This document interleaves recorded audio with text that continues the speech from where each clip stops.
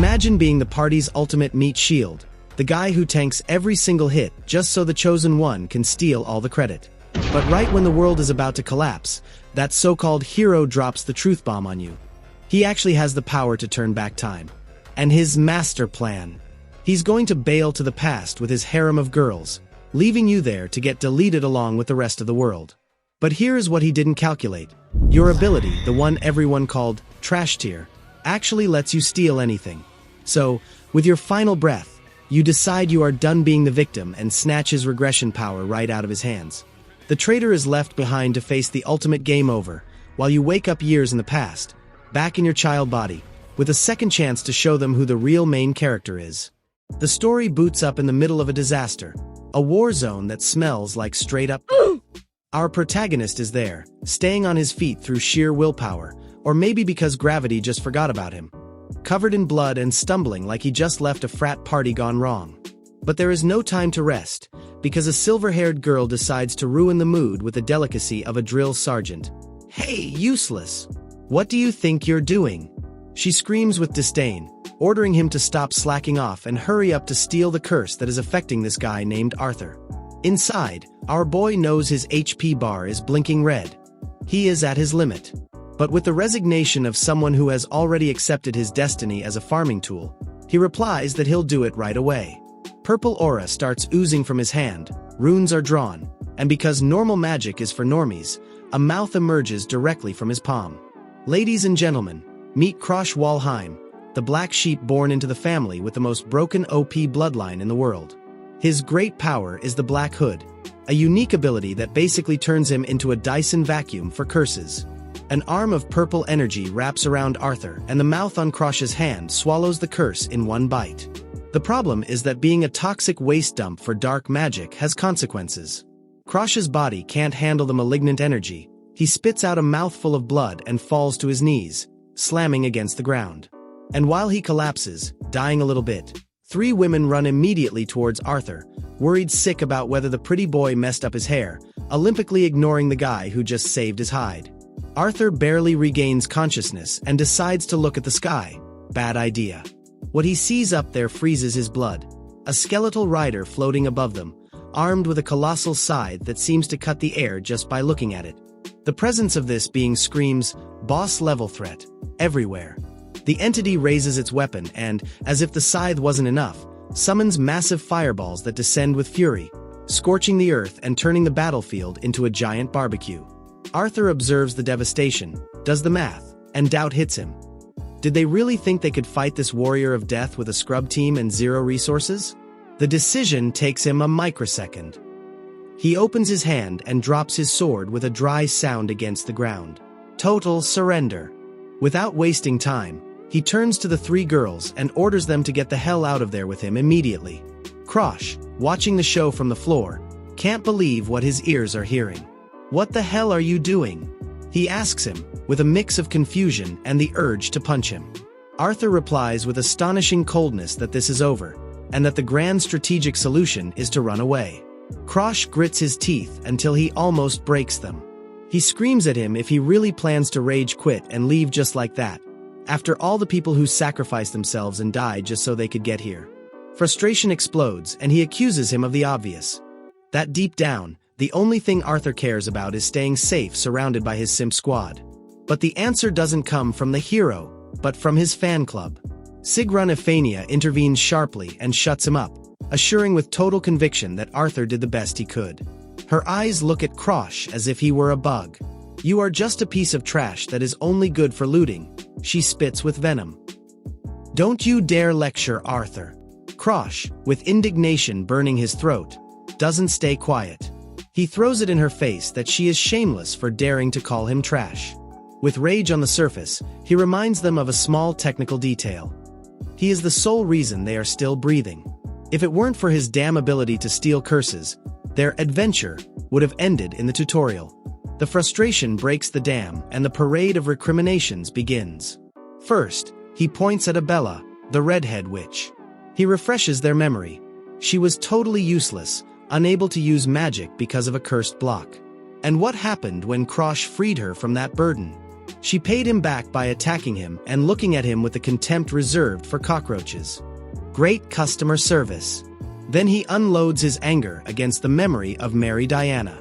He describes her without filters for what she is. An idiot with a magnet for aggro, who spent her time getting cursed just to run crying for Krosh to cleanse her. And finally, he faces the princess, Sigrun, the same one who just called him trash. He reminds her of the literal price he paid for her. He sacrificed his own eye. His mind travels to the past, to the golden days of the academy, where she bullied him mercilessly and screamed questions about whether a loser like him deserved the Walheim last name. Despite all that toxicity, he healed her eyes.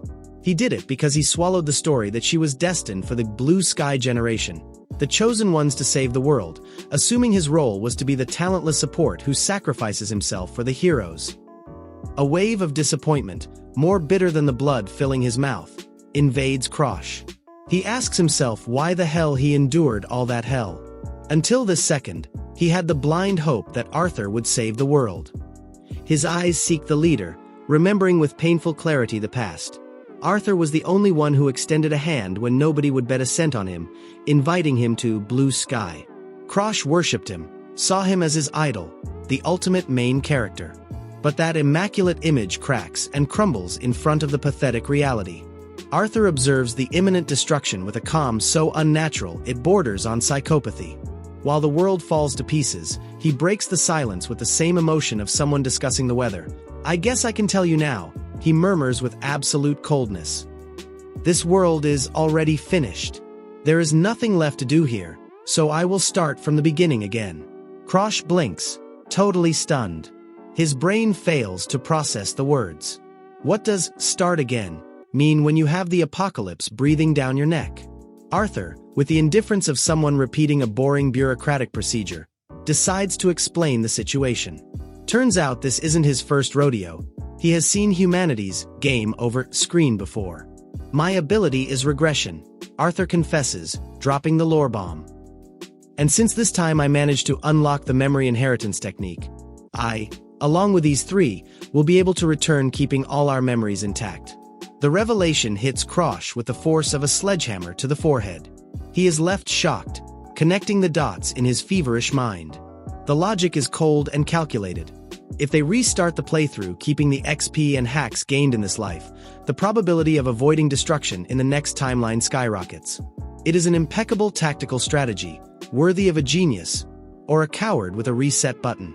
Arthur nods, reading the understanding on his subordinate's face. "Exactly. That's why I will start New Game Plus together with these three." The silence that follows is more suffocating than the smoke of battle. Krosh feels a knot in his stomach and, with a trembling voice, formulates the question he knows is going to hurt. "And what about me?" Arthur sketches a smile that doesn't reach his eyes. He scans him up and down, evaluating his pitiful state like someone looking at a broken appliance that is out of warranty. "You are not necessary," he sentences without anesthesia. "I admit your ability to steal curses was very useful, a convenient tool, like a good vacuum cleaner.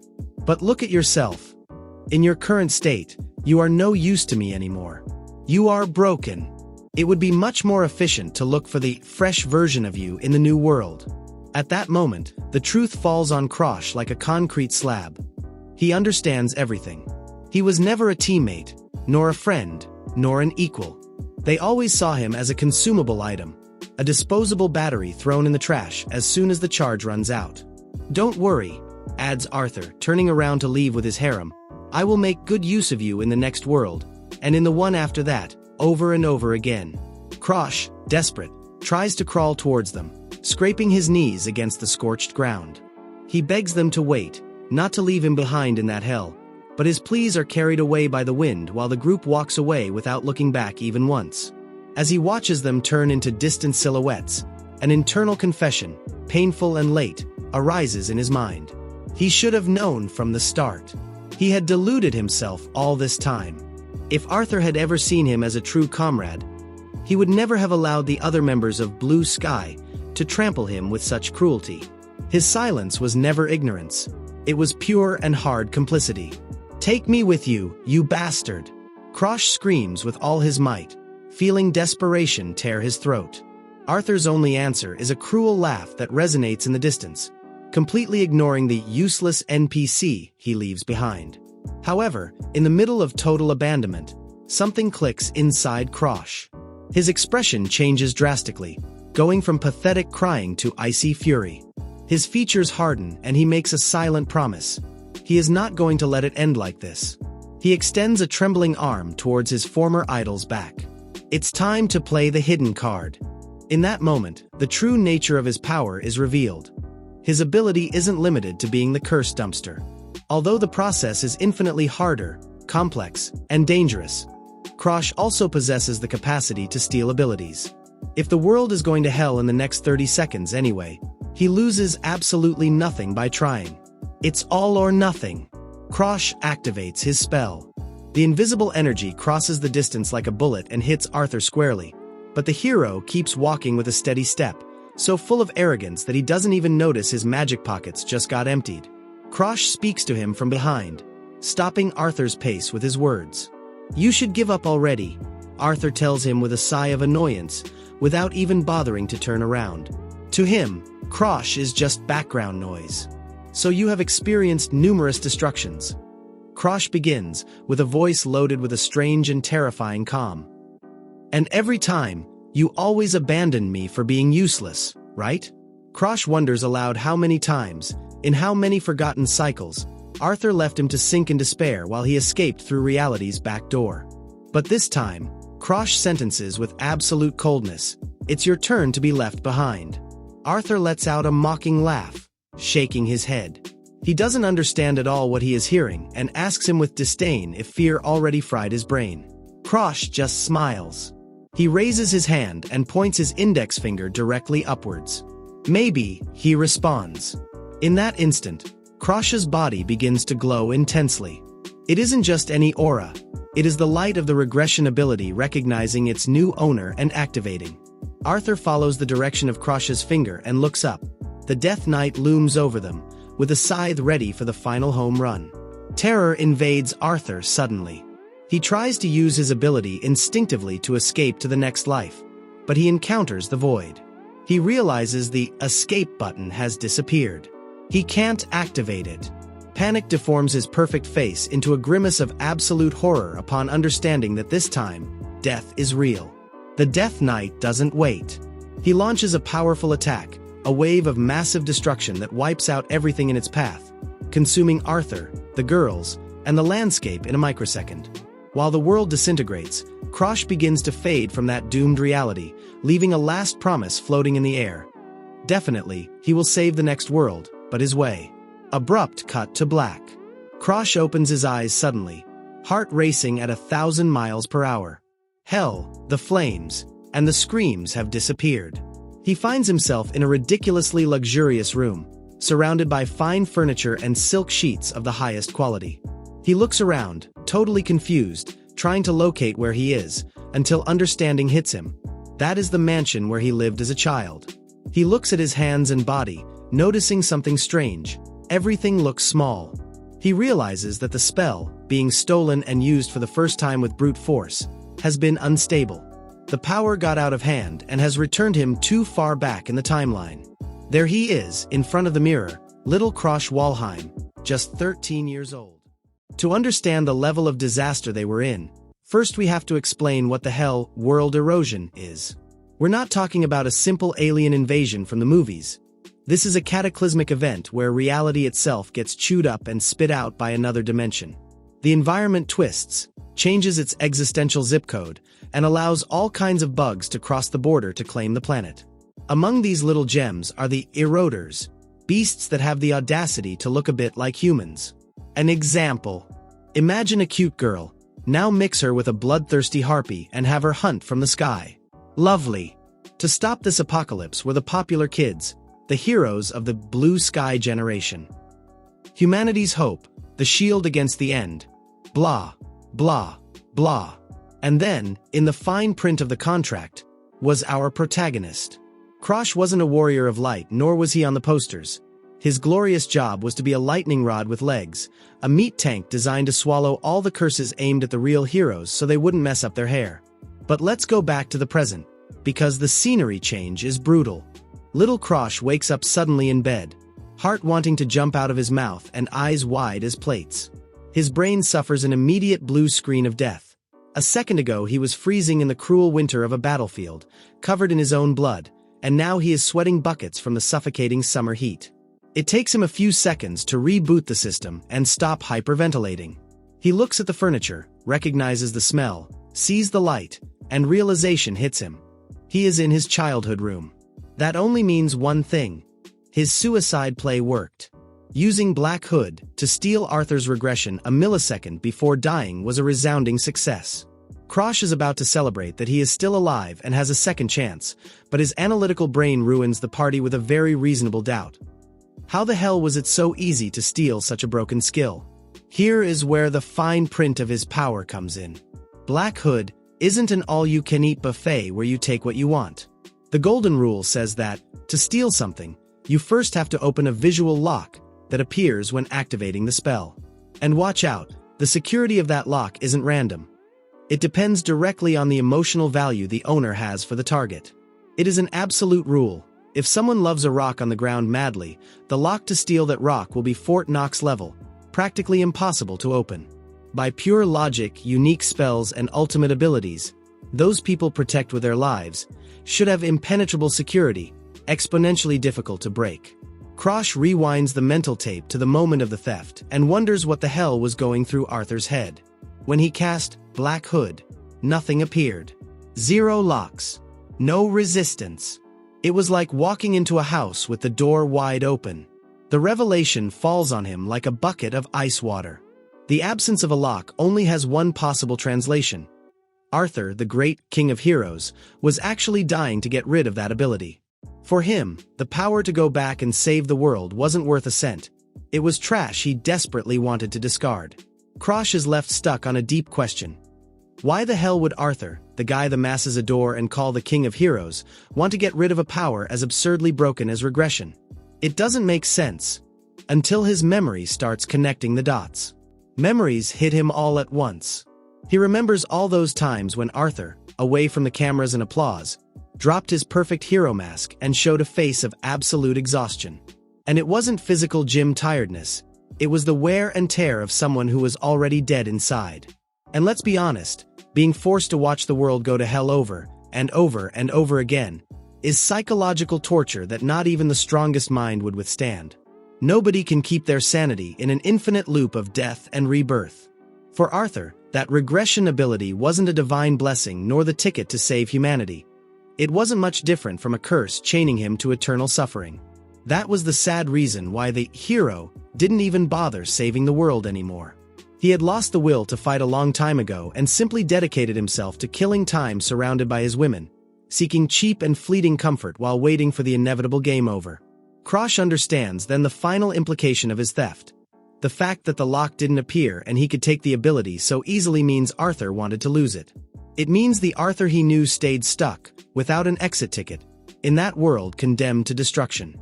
His fate was sealed and was, without a doubt, tragic.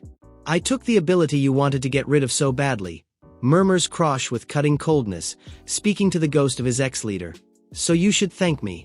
A wave of pure resentment runs through his body, remembering everything he had to endure under that guy's command.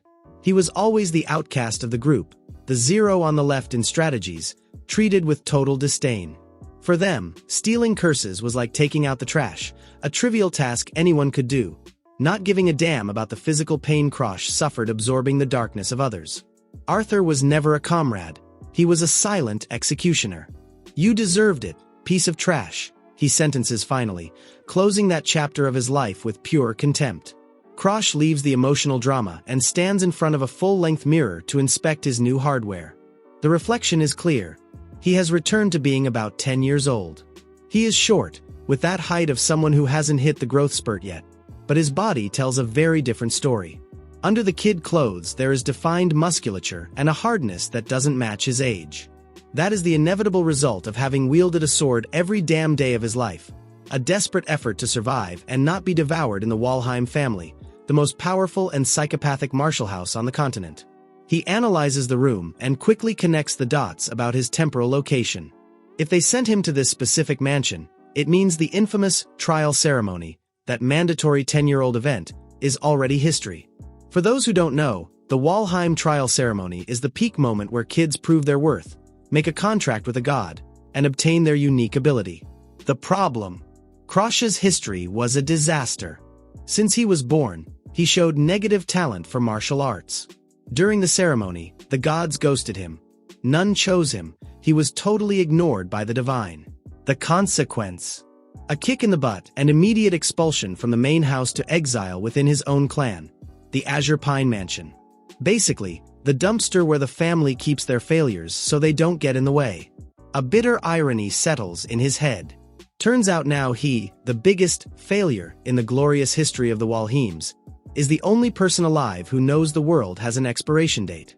He is the only one aware of an apocalypse that not even the legendary Blue Sky generation, the supposed saviors, would be capable of stopping. Doubt assaults him for a second. Can he really stop it? Does he have any real chance against total destruction? His hands tremble a bit under the weight of responsibility, but he regains composure in record time. His gaze hardens with renewed determination. It's not about whether he can or can't do it. The issue is he has to do it. After all, the equation is simple and brutal. If the world gets destroyed, he dies too. There is no plan B, only fighting left. So the first crucial step to prevent us all from dying is, murmurs Krosh, trying to organize his world savior agenda.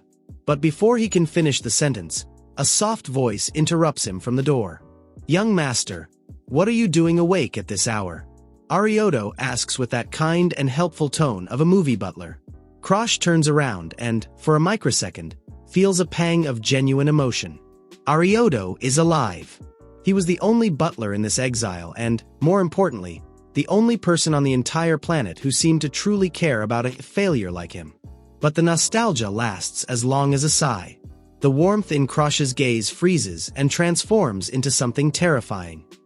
He narrows his eyes, locking them on the servant, and puts on a macabre face that definitely shouldn't be on a 10-year-old's mug. "That poison my brother gave you to kill me," he says with an icy and paused voice. "When do you plan to use it?" Color disappears from Arioto's face and a drop of cold sweat runs down his temple. The silence becomes suffocating. Krosh knows that reaction by heart. In his past life, this good man served him the first great betrayal of his existence, a traumatic event scheduled for when he turned 14.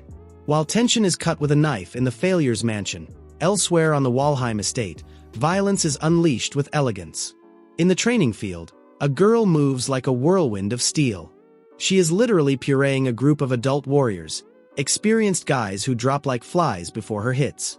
The young girl gives off an aura so beastly that the spectators forget how to breathe. The examiners, at the edge of the tatami, watch with open mouths, wondering in whispers how the hell it's possible that some veterans can't even touch a 15-year-old teenager. Her alias Sword Saint wasn't a joke, they comment, swallowing hard. In the center of the chaos, the girl has a face like she's waiting in line at the DMV. Total boredom, almost insulting.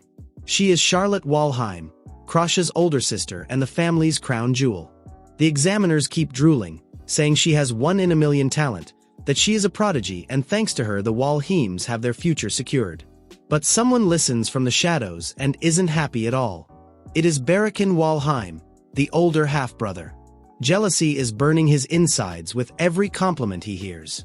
In his twisted mind, he swears he is going to exterminate that entire bloodline outshining him. But of course, his survival instinct works fine. He knows messing with Charlotte, who is basically a combat monster, is assisted suicide. He would die before unsheathing. So, with a coward's grimace, he decides to start with the weakest link. His target is that useless failure, Krosh. The memory of the conspiracy plays in 4K in Krosh's mind. We see the exact moment Barakin cornered the butler to sell him his master plan.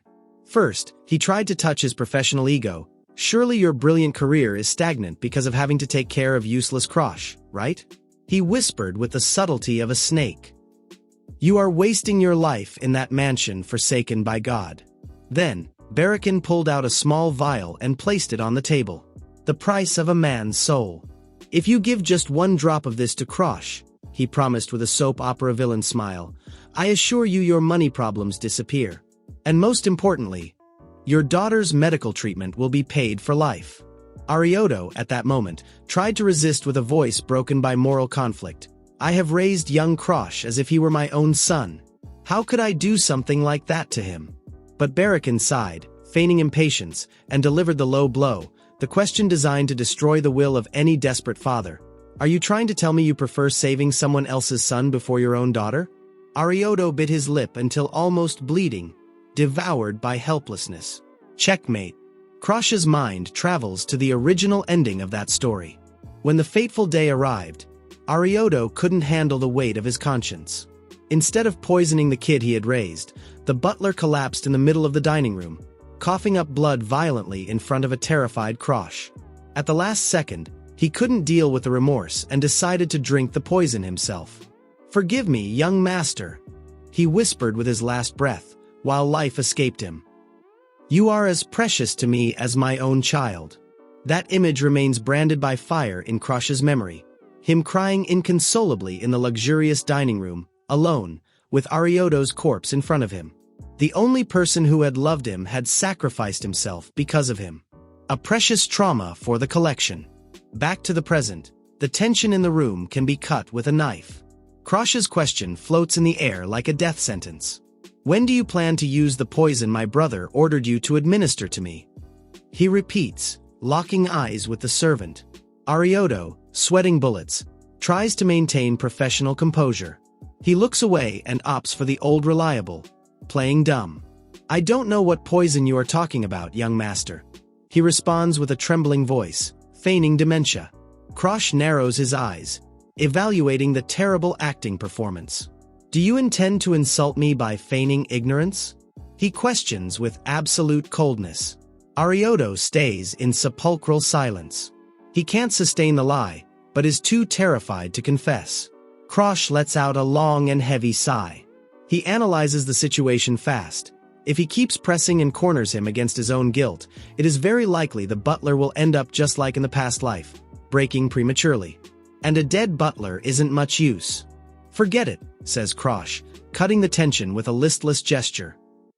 "After all, if I weren't a failure in my family's eyes, nobody would have thought of giving you an order like that." Arioto blinks, in disbelief. He is in shock.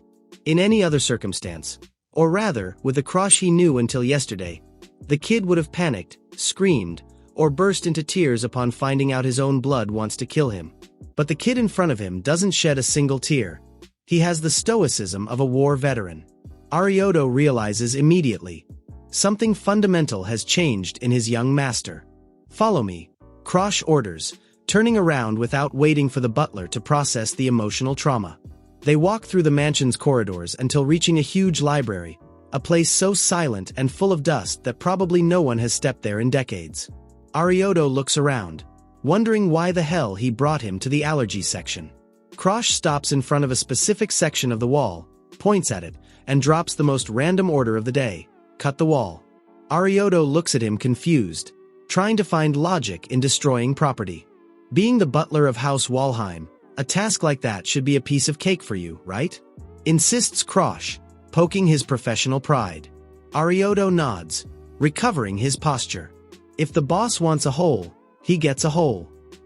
He unsheathes his sword with a fluid movement and, with a single precise and devastating thrust, strikes the structure. The wall stands no chance. It yields to the steel and crumbles, revealing a huge hole leading to a secret passage wrapped in darkness. "Well done," says Krosh, walking into the shadows as if it were his house. The butler follows him with his hand still on the hilt, confirming his suspicion more and more. The young Krosh walking ahead of him is a completely different person from yesterday. His aura, his firm step, his determination, everything has mutated. The scared kid has left the chat. Reaching the end of the corridor, they run into the level's final boss. A huge ancient lock sealing an iron door. Krosh observes it with nostalgia and immense relief.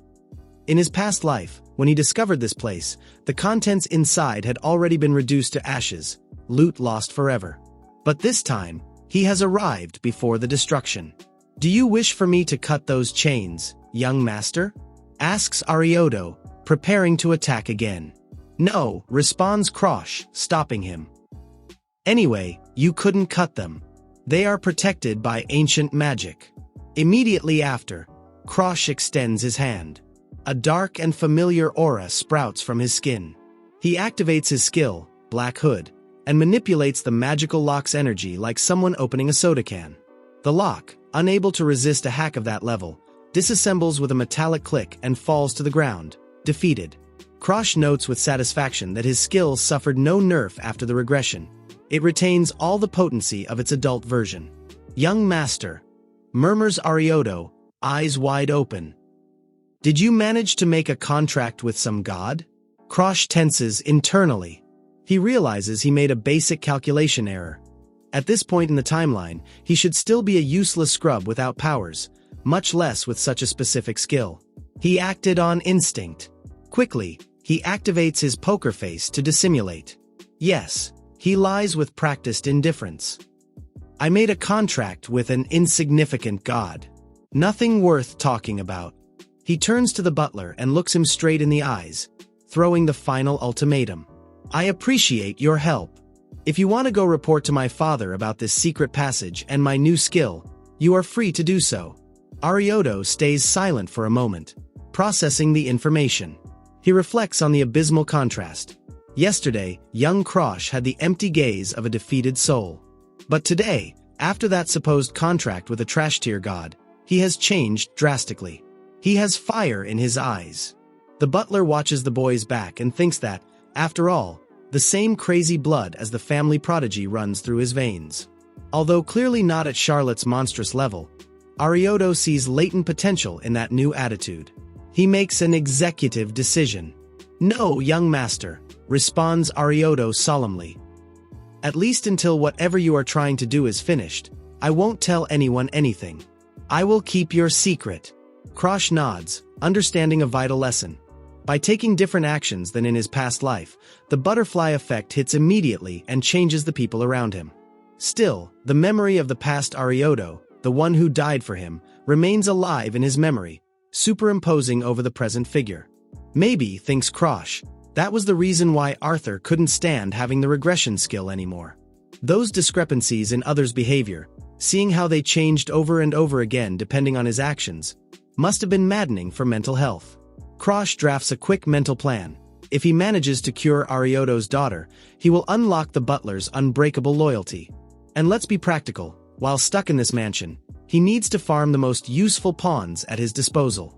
"Do as you wish," he tells Arioto, downplaying it with a hand gesture. He thinks he'll worry about the medical drama and charity later. Right now, the absolute priority is the secret library in front of him. He pushes the heavy door and, upon opening, an intimidating aura surges from one of the shelves, hitting him in the face like a gust of physical wind.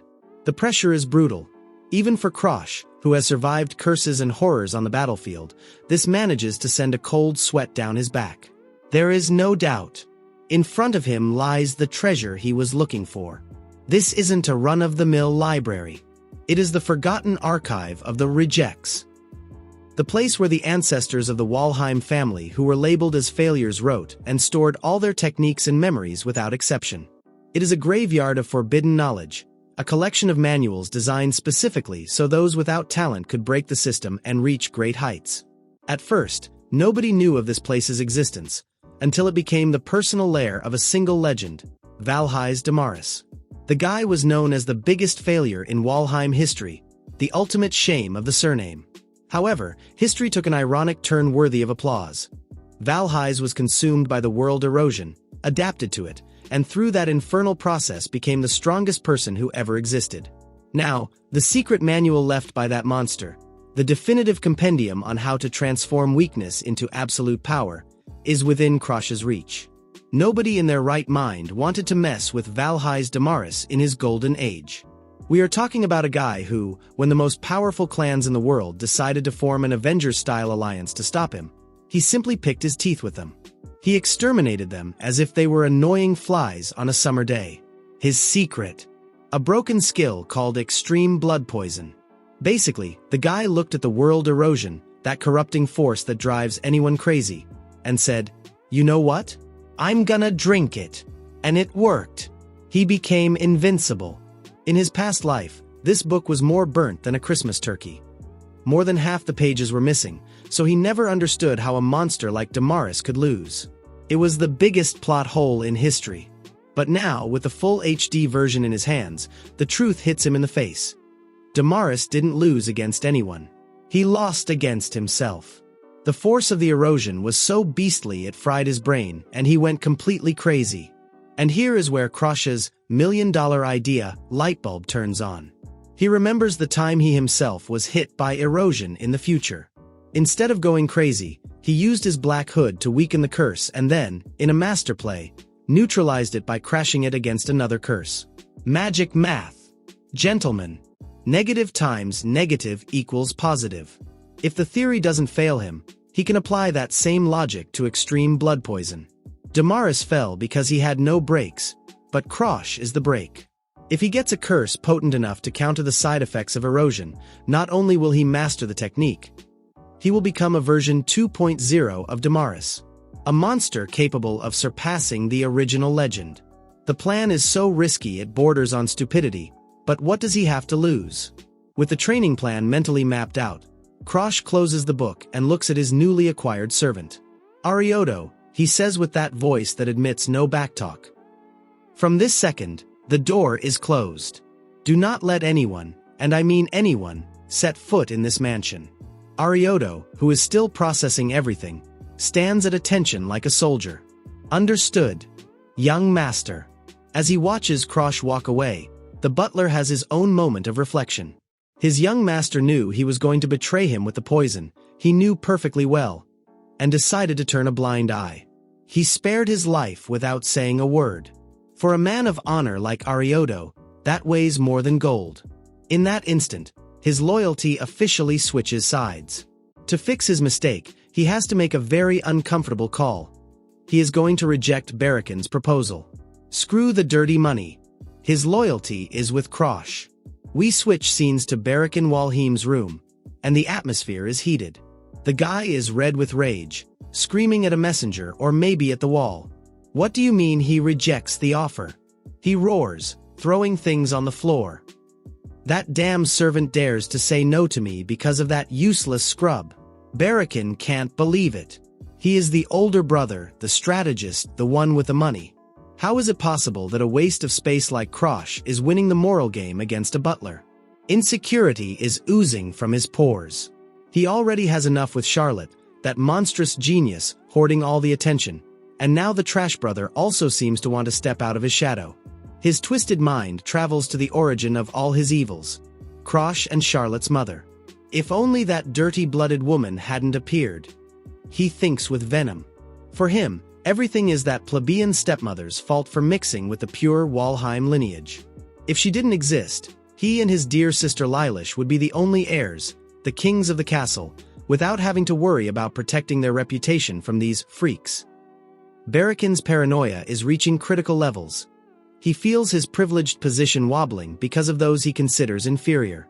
The guy can't stand the curiosity, nor the blow to his ego, so he calls one of his own butlers with the urgency of someone needing toilet paper in a public restroom. He gives him a clear and direct order: go right now to the Azure Mansion. I want you to find out what the hell happened to Arioto and why he suddenly decided to betray me to support that trash Krosh. The servant, who already sees the storm coming, swallows hard and, with the trembling voice of someone knowing they are going to deliver bad news, drops the bomb. Sir, that won't be possible. We can't enter. Barakin is left in shock, with a face like, are you kidding me? What do you mean you can't enter? He asks, feeling a vein about to pop in his forehead. The servant explains the situation. Turns out Arioto has taken his new job very seriously. The butler is planted at the door in Gandalf mode, screaming you shall not pass, to anyone approaching. And when they say anyone, it's anyone. He has blocked the entrance, prohibiting access even to the family big shots. Upon hearing this, Barakin completely loses it. He hits the table and screams that failure Krosh and his butler have become first-class insolence. The humiliation of having the door shut in his face in his own house is too much for his fragile pride. We change the channel and go to our protagonist. While his brother writhes in anger, Krosh is in absolute peace, sitting in lotus position and surrounded by a glowing aura. He is in full yoga session, checking his stats. Have I reached expert level yet? He asks himself, analyzing his energy flow. To understand the power scale in this world, it goes like this. First you have the aura users, who are the noobs, those who just learn to turn on the light. Then you go up to aura expert. This is where most people stagnate, the average, the filler NPCs. But right in front of him is a gigantic wall, the line separating mortals from monsters. The next level is Aura Master, and only the chosen ones, the true geniuses, enter that VIP club. And guess who is in that VIP club? Exactly, his dear older sister, Charlotte. Even though she is only 2 years older than Krosh, the girl is already an Aura Master. An authentic beast. Anyone would feel intimidated, but Krosh has an advantage. He comes from the future. And he remembers something terrifying. Even Charlotte, with all her absurd power and genius talent, looked like a helpless ant when the real apocalypse arrived. That thought gives Krosh a reality check. He looks at his hands and thinks, if she, who is a monster, couldn't do anything, what hope do I have barely scratching expert level? Can I really save this world? Doubt starts eating him up, but then, his own conscience, or maybe a hallucination of his future version, gives him a mental slap. Stop whining. His inner self tells him. You won't know until you try. To start, stop comparing yourself. In the past life you were useless because the curse blocked your aura. You were nerfed from birth. But now the patch is fixed. You don't have that limit anymore. Besides, he has an ace up his sleeve that Charlotte doesn't. Valhais Damaris's cheat manual. Even if right now he isn't at his sister's level, with that book he can break the system and level up faster than anyone. Krosh opens his eyes, and that doubt has transformed into pure determination. I will definitely get stronger, he says with the smile of someone who knows he is going to win the match. Satisfied with the day's progress, he decides enough is enough for today and stops training. Just when Krosh finishes flexing his aura, Arioto appears with the perfect timing of a 5-star butler, offering him a towel to dry the sweat of success. Congratulations, young master, he tells him with a genuine bow. Reaching expert level at your age is something worth celebrating. But Krosh doesn't even flinch. He wipes his face with the indifference of someone who just won a game on easy mode and replies, it's not a big deal. This is the minimum if I want to survive what's coming. For him, being an expert is like having a driver's license. Useful, yes, but it doesn't make you a Formula 1 pilot. Without wasting time, he gets to the point. Well? What are you doing here waiting for me? I assume you didn't come just to bring me a towel. Arioto nods. Getting serious. You have a visitor, sir. Your fiancée, Lady Bianca Hardenheart, just arrived at the mansion. The name hits Krosh like a Vietnam flashback. His mind travels instantly to the original timeline, and the image he sees isn't of a sweet fiancée, but of a walking nightmare. In his past life, Bianca wasn't just any noble. She was known as the White Demon. One of the ringleaders of the Eroders, the villain faction dedicated to breaking the world for fun. The girl was so broken she even managed to defeat one of the 10 strongest under heaven. We are talking about a legendary level final boss. But sure, breathe easy, that hasn't happened yet. At this moment, Bianca is just the youngest daughter of the Hardenheart family and, unfortunately for her, Krosh's fiancé in a marriage that has less love than a kid for vegetables. The situation is as follows. It's a corporate win-win. The Walheim family wanted to get rid of their trash by throwing it far away, and the Hardenheart family, controlling the north, accepted keeping the package in exchange for a political connection with the strongest Marshall clan. Basically, both are pawns. Krosh is the toxic waste the Walheims exported, and Bianca is the Hardenheart's bargaining chip. A fair deal in the cruel nobility market. But why is Bianca the way she is? Here comes the dark soap opera drama. Turns out her origin is cursed from minute zero. When her mother was pregnant, she was hit by the world erosion. The mother died in childbirth, sacrificing her life so a girl could be born who, ironically, arrived in the world broken. Bianca was born with a congenital curse called Snowman. Sounds cute, but it's horrible. This condition prevents her from feeling or expressing emotions. Literally, her heart is frozen. The curse is so stuck to her DNA that no exorcist, healer, or curse remover has been able to do anything about it. And to top it off, since her body is contaminated by this energy, the gods rejected her. She never could make a divine contract, which in this world practically makes you a magic outcast. Her family, the Hardenhearts, treat her with a coldness that would make an Eskimo shiver, implicitly blaming her for her mother's death and for being accursed, useless. Krosh, while walking towards the meeting, analyzes the situation with a surgeon's coldness. Does she hate me? He asks himself.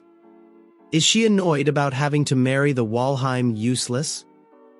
But honestly, Krosh cares little about romantic feelings or teen drama. He has his eyes on the jackpot. He doesn't see Bianca as his future wife.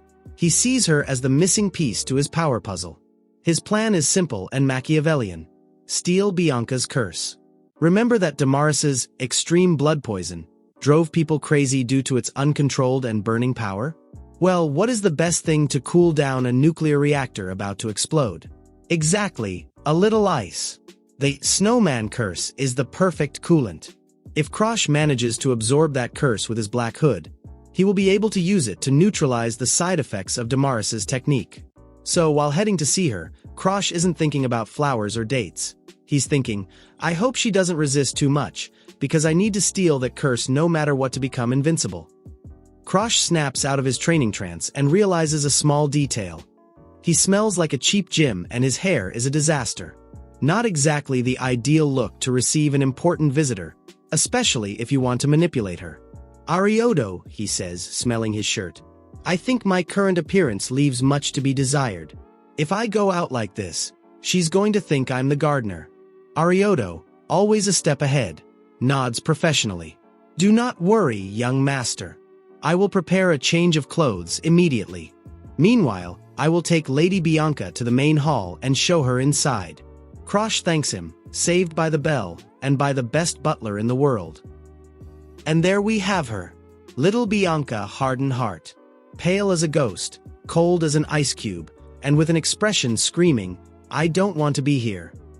While Krosh gets dressed, his mind gifts us a flashback from 5 months ago, so we understand why the atmosphere is so tense. Back then, Krosh wasn't the genius strategist he is now. He was a bitter and pretty jerky teenager. We see poor Bianca trying to be nice, touching his arm, and Krosh reacts as if she burned him. Smack! He slaps her hand away. Don't touch me! He screams with a look full of disgust.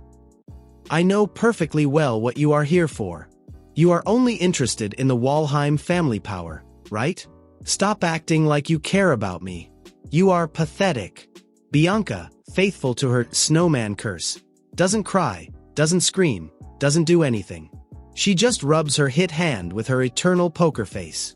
Krosh, crowning himself as Toxic of the Year, kicks her out of his room and slams the door in her face.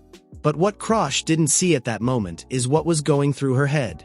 Bianca sighs, thinking, it's not like I'm here because I want to, idiot. Bianca's reality is sad. Her father, the Hardenheart leader, is the typical patriarch who views his children as livestock.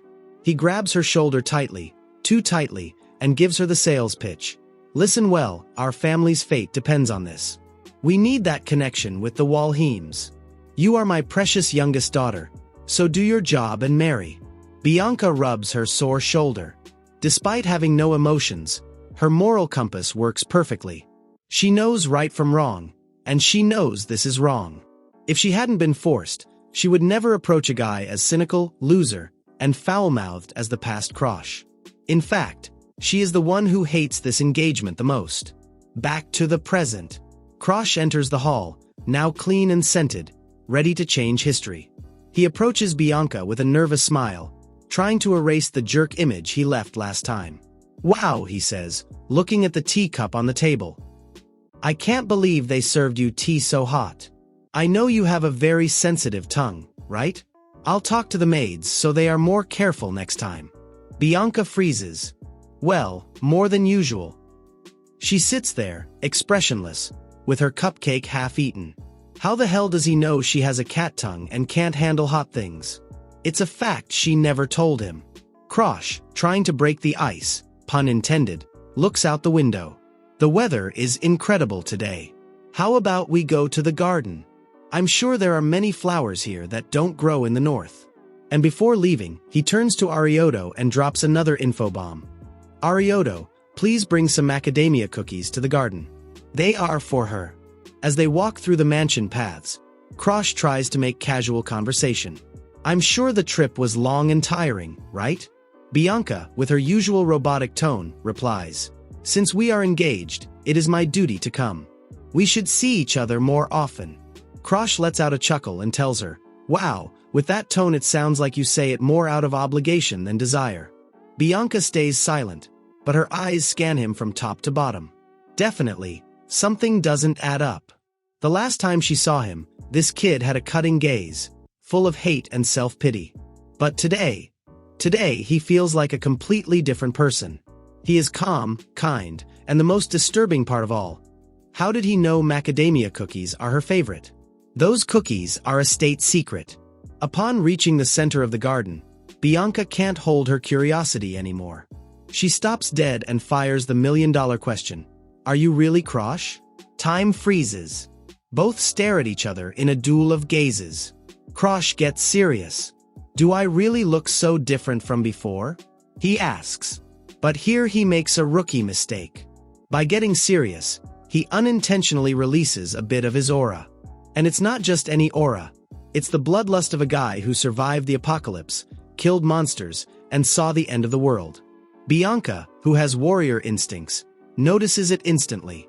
Her body reacts to the danger. She makes a quick bow and apologizes, almost trembling. I'm sorry, I spoke without thinking. Please, forgive me. Krosh realizes he messed up. Crap, he thinks. I didn't want to intimidate her. My killer aura slipped out. He tries to remember how he treated Bianca in the past to imitate it, but his memories of that time are blurry. The only thing he remembers clearly is that expressionless look on her face. The same empty expression she had on the day of her death in the future. That thought gives him a pang in the heart, but he needs a quick excuse to justify his personality change and sudden power. Ha ha ha, don't worry, he says, putting on his best, nothing to see here smile. It's normal for you to be surprised. The truth is, I recently made a contract with a god. The old reliable. In a world of magic, blaming the gods solves everything. Bianca processes the information and nods. I see. So your personality changed due to the contract's influence. Congratulations on your pact. She buys it completely. Krosh breathes a sigh of relief. That being said, continues Krosh, getting serious again, I have something to propose to you. Bianca looks at him with suspicion. What would someone who just got divine power want from a cursed girl like me? She thinks. Immediately, her mind goes to the worst possible scenario. Is this about annulling the marriage? She asks bluntly. Krosh blinks, confused. Huh. Why would you think that? Well, he stammers. I understand you don't want to marry a guy like me with my reputation and all that, but saying it so suddenly.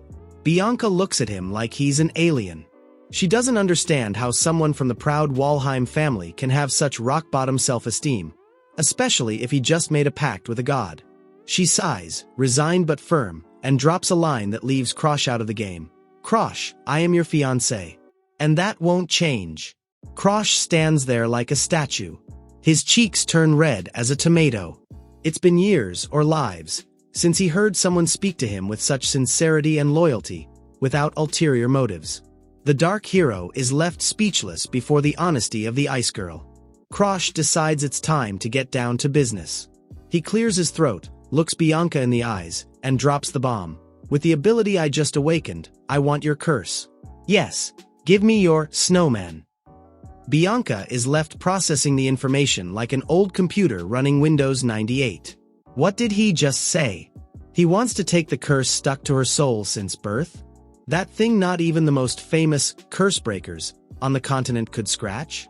Krosh, seeing her doubt, doubles down like a desperate used car salesman. I'm serious. I plan to take the curse for myself. I have a specific use for it. And listen closely. If you give it to me, I will grant you any wish. Whatever you want. Even if your wish is to annul this damn marriage and never see each other again. The offer is tempting, but Bianca's brain connects the dots in a totally unexpected way. She starts analyzing Krosh's life. He is the black sheep, the Walheim trash, despised by his brother, eclipsed by his sister, and treated like old furniture by his father. The rift between him and his lineage is so big you could build a mall in the middle. So she arrives at a logical, but totally wrong, conclusion. Poor thing, she thinks. He is so sick of suffering, so tired of emotional pain, that he prefers to steal my curse to stop feeling. He wants to become a robot like me to not suffer anymore. The girl remembers the words of an old mental mage she met a while ago. The old man told her, "Be careful, child. When a person reaches their psychological limit, their mind collapses. Some choose to unsubscribe from life, others change their personality overnight. Those sudden changes are the sign of an imminent end. If you see someone like that, don't leave them alone or they will break." Bingo! For Bianca, all the pieces fit. Krosh's attitude change, his sudden kindness, his desire to lose emotions. The guy is a potential rage quitter of life. Bianca, moved by an almost maternal sense of duty, takes Krosh's hand delicately. "Krosh, listen to me," she tells him with her monotonous but firm tone. "Everything will be okay. You don't need to curse yourself to escape.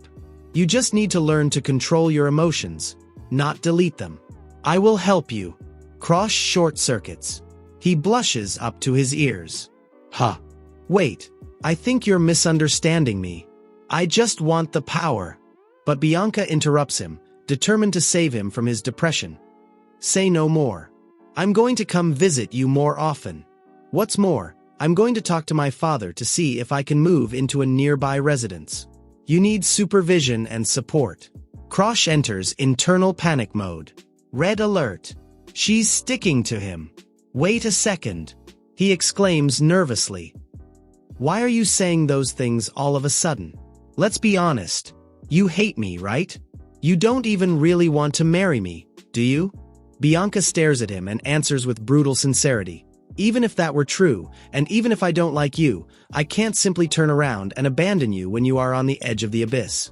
Krosh feels a critical hit to his ego. Ouch. She didn't even deny she hates me, he thinks, depressed for a second. Basically, she told me, "I dislike you, but I don't want you to off yourself." He realizes Bianca is one of those intense people who, when an idea gets into their head, go all in until the end.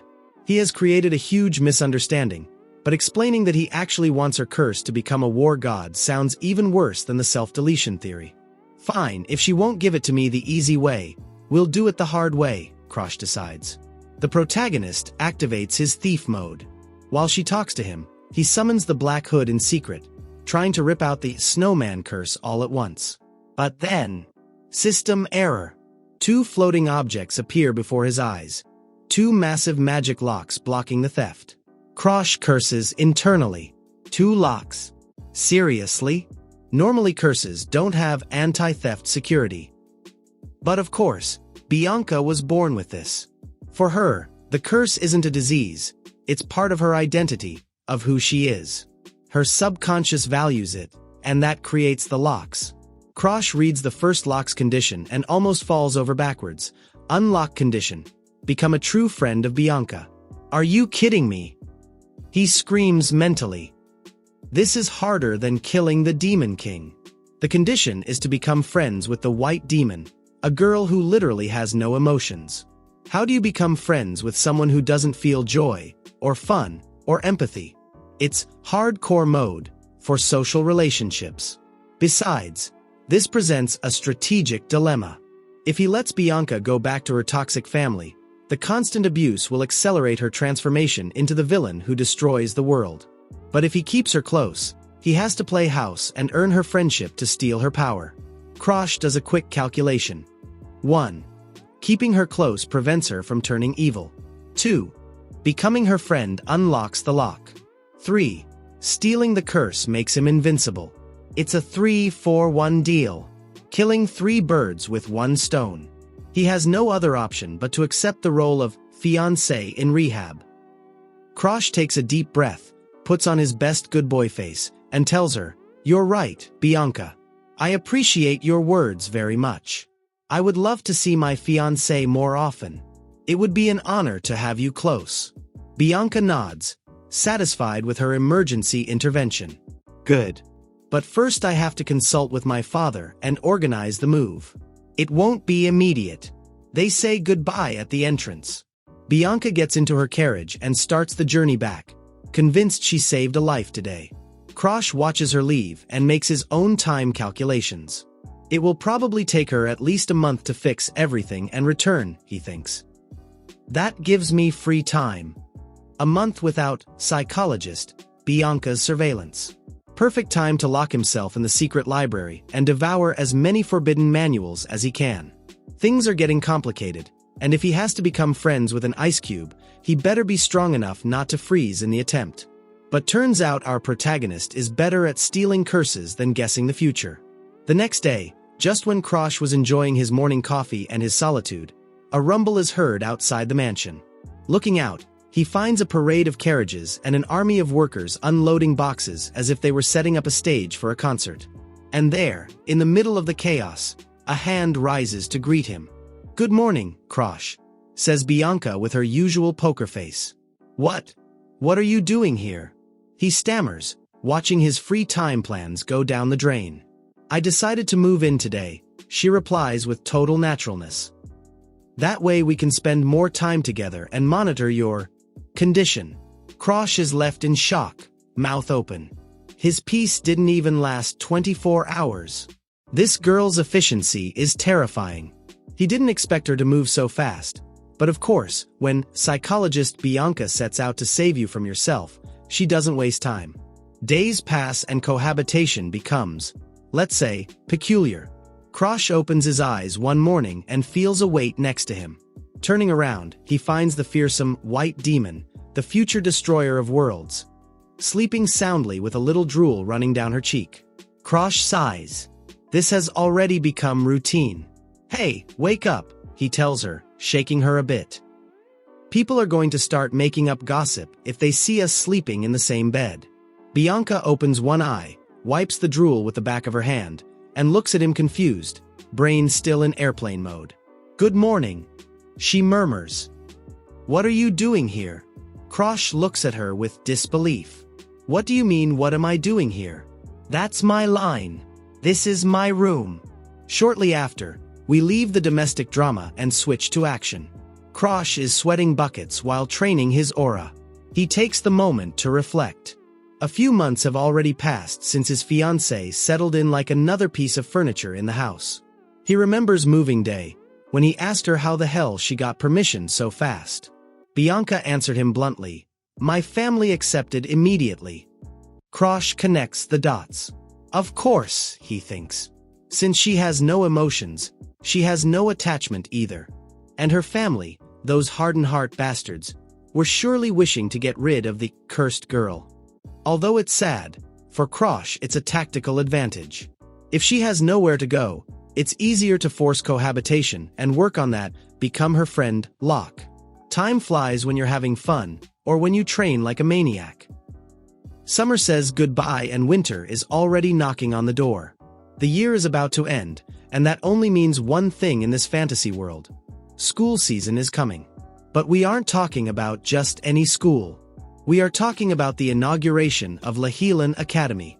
Imagine a place founded by the Four Kingdoms and the Empire, designed exclusively to create monster-killing machines capable of stopping the world erosion. The age range to enter is 15 to 20 years old. Krosh has a dangerous gleam in his eyes remembering that place. Before his regression, that academy was the factory that produced the famous Blue Sky generation. Yes, those same wretches with ridiculously broken abilities who betrayed him in the future. Krosh grits his teeth so hard he almost breaks them. This time it will be different, he murmurs with an evil smile. Now I know their weaknesses, their secrets, and their attack patterns. His plan isn't to go study and get good grades. No. His plan is to turn the academy into his personal buffet. Once he enrolls, he plans to steal every broken ability within his reach. He is going to suck the golden generation dry. The problem is age. Krosh is about to turn 14, which means he has a whole year before he can enroll. A year of mandatory grinding. But here comes the obstacle. His talent has a cap. Even with Damaris's secret manuals, his body has hit a wall. His current limit is expert level. To break that barrier and reach Aura Master, he needs to master extreme blood poison. And for that, he needs Bianca's curse as coolant no matter what. It is a vicious circle. Krosh finishes his session, frustrated, and leaves the training room. And guess who is there, standing like a post, waiting for him? "Here you are," Bianca says. "I'm always here," he replies. She tells him she can't leave him alone. Since she arrived, she has become his shadow. She follows him to the bathroom, to the kitchen, to training.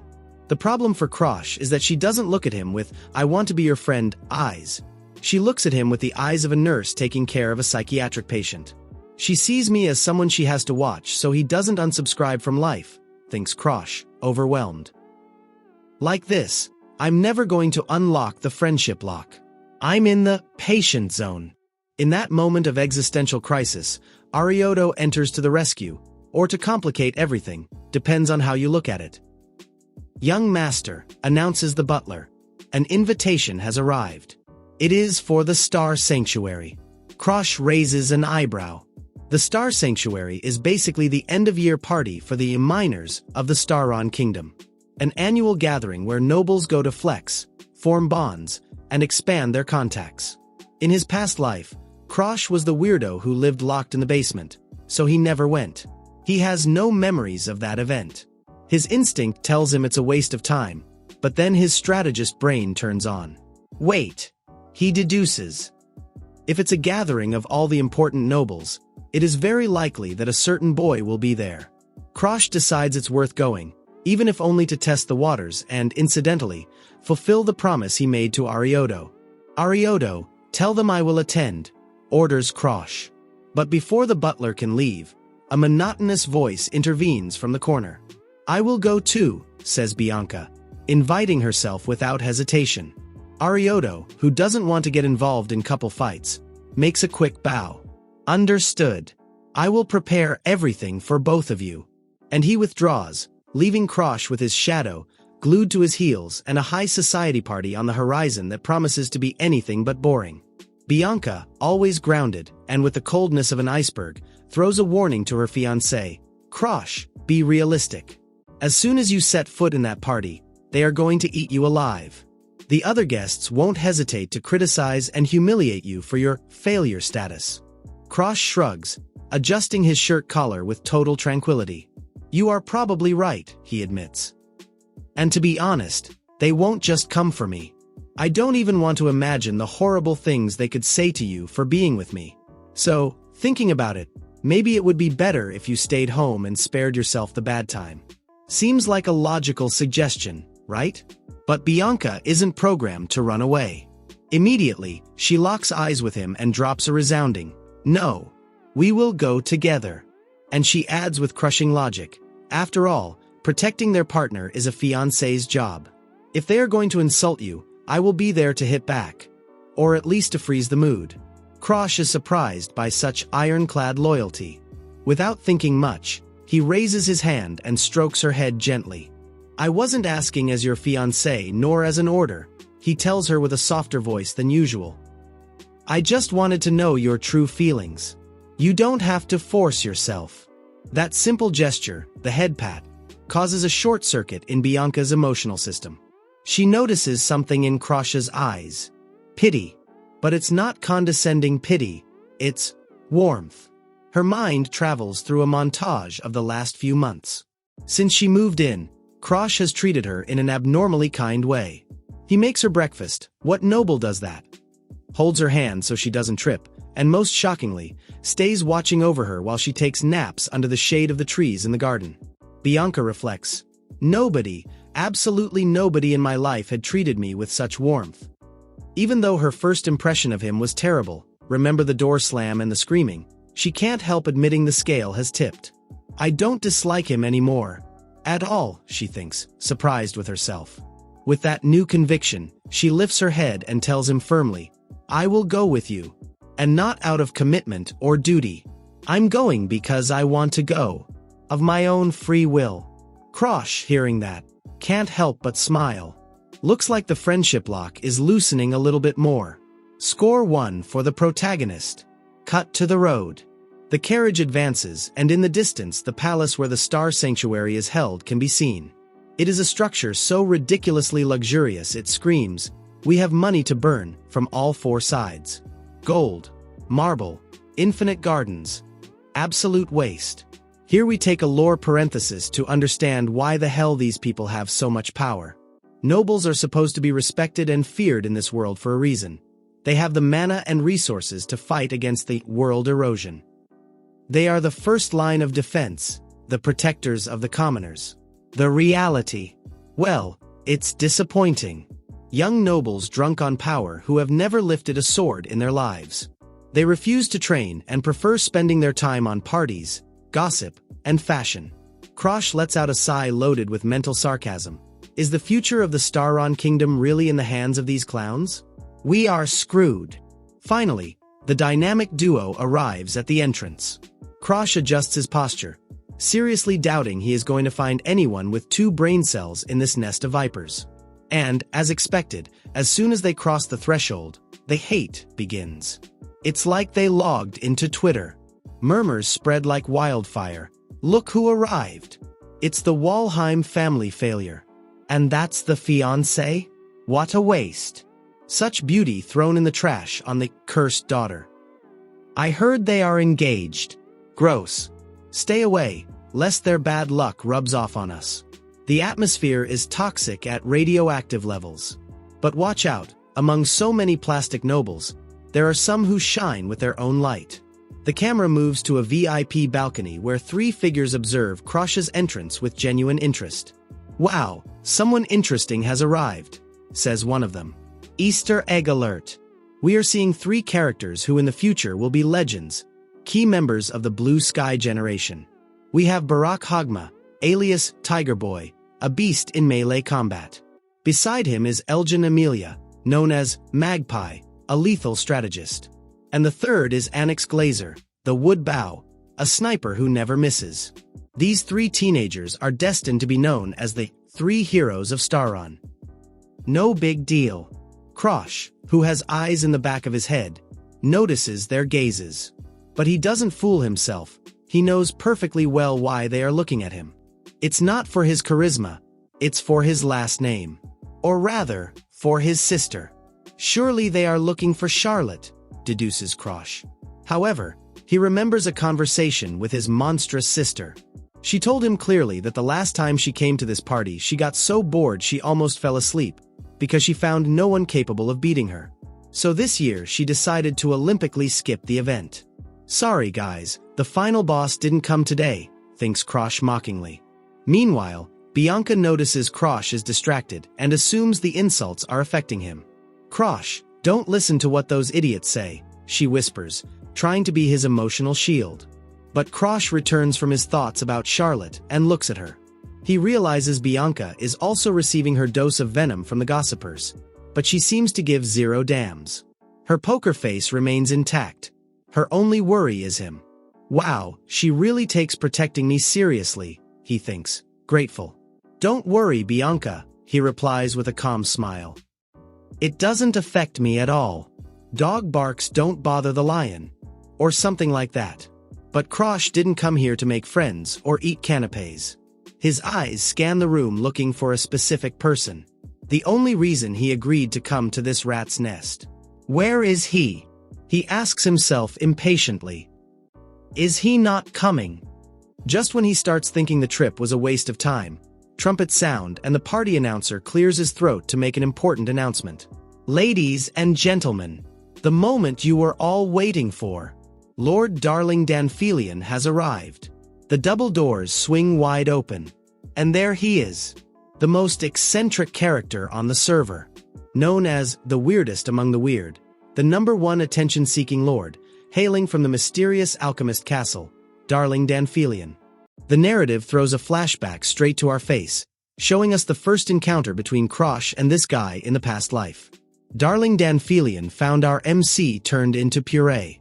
But instead of calling an ambulance or feeling pity, Darling inspects him with an almost sickly passion. He looks at the curse marks running through Krosh's body as if admiring a piece of abstract art and drops the bomb. He believes he can fix him. While poor Krosh is there, seeing the light at the end of the tunnel and half dead, Darling starts shaking him like a rag doll, asking him, or rather demanding, that he become his official lab rat. Obviously, Krosh doesn't even have the energy to blink, let alone sign an informed consent form. So Darling applies the logic of silence gives consent, and decides that's a resounding yes.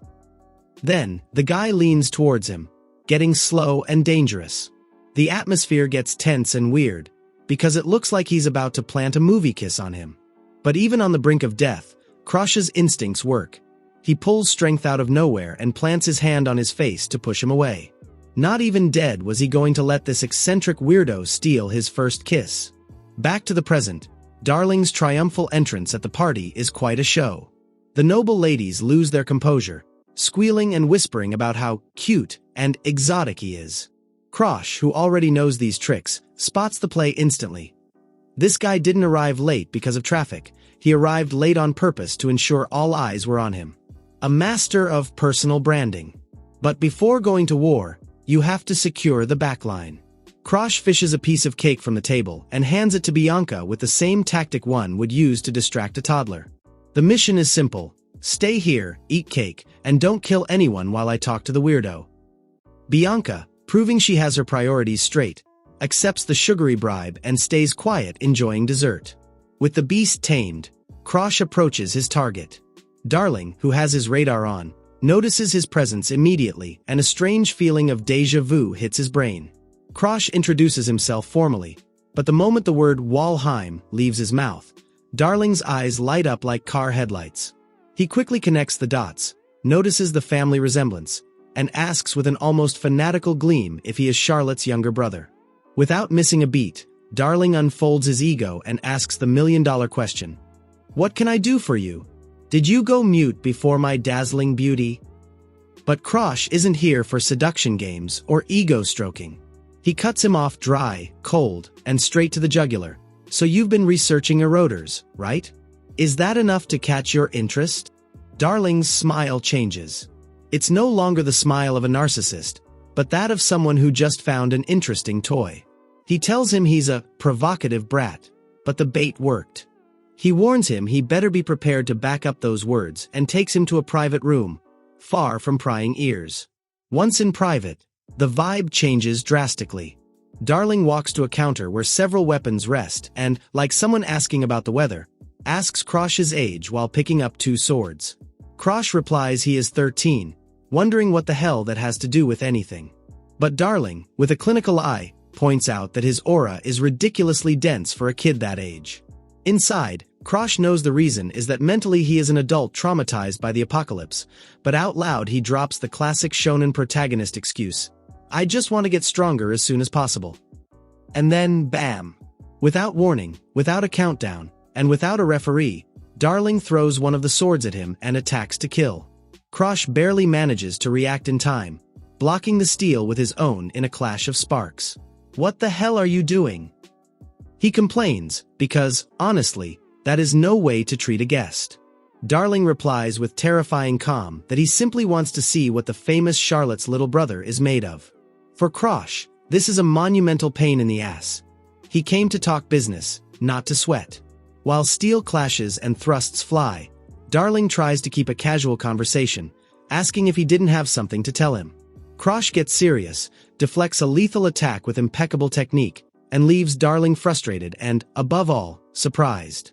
Wasn't this kid supposed to be the black sheep? The talentless Walheim failure? While they cross swords in a deadly dance across the room, Krosh clarifies that the failure thing is in the past, that he has been training day and night. And taking advantage of a pause in combat, he drops his true offer, the reason he sought out the weirdest guy in the kingdom. I want to help you with your research to neutralize curses. Darling stops, processing the information. The surprise is genuine. He lowers his guard for an instant and looks at him with pure skepticism. A 13-year-old kid who knows how to use a sword and now claims to know about advanced science? He questions him directly. What the hell does a brat like him know about alchemy to have the audacity to say he can cooperate with a genius? While swords keep clashing and throwing sparks, Krosh decides it's the perfect moment to drop his sales pitch. He explains that he knows perfectly well what Darling is working on, a crazy research to neutralize curses using other curses. A theory so wild that not even the best curse breakers on the continent have dared to touch it. But of course, if Darling wants to stop being a theorist and become a first-class alchemist, he needs to prove his madness works in the real world. And that's where our MC enters. With a determination that scares, he tells him that he will be the one to help him prove it.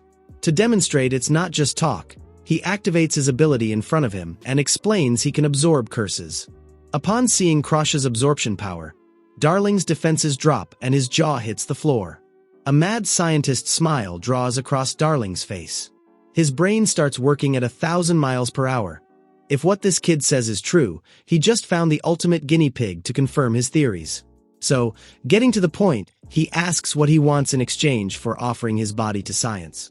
And since Darling can't help being Darling, he lets out a mocking giggle and asks with a flirtatious tone, "What's up? Do you want me to be your boyfriend or something?" Krosh looks at him with a, "What the hell are you talking about?" face that kills the mood instantly. Ignoring the indecent proposal, he explains his true price. Given that he plans to dedicate himself to stealing and absorbing industrial quantities of curses in the future, he needs Darling to manufacture personalized medicines to reduce the side effects and prevent his body from exploding. Darling accepts without hesitation. After all, creating experimental drugs is his specialty. But while looking at him, he can't help thinking about the rumors. It was said that Krosh was a broken toy, someone whose motivation had been crushed by constant comparisons to his sister Charlotte. But seeing the boy in front of him, he realizes the rumors were trash. In fact, the idea of how amazing both siblings are gives him chills of pleasure and a blush that borders on fetishistic. With emotion on the surface, Darling needs to know more and throws the million-dollar question. "Are you going to the Laheelan Academy they just founded?" Krosh replies with an obviously yes, although his motives are much less academic. He is thinking of the academy as an all-you-can-eat buffet full of students with skills ready to be stolen. Hearing the confirmation, Darling has another one of his intellectual micro-orgasms, trembling with pure anticipation. The deal is sealed. Darling will manufacture all the drugs Krosh needs in exchange for using him as his personal test subject. Krosh observes him and thinks this guy hasn't changed a bit from his past life.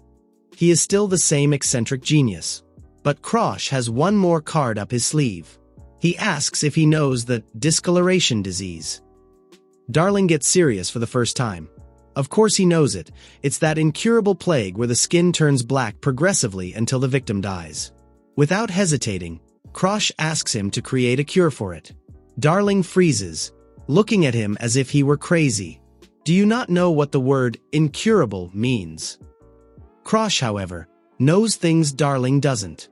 He knows that in the original timeline, this same alchemist managed to create the cure, although it took him many years in the future. So he decides to speed up the process.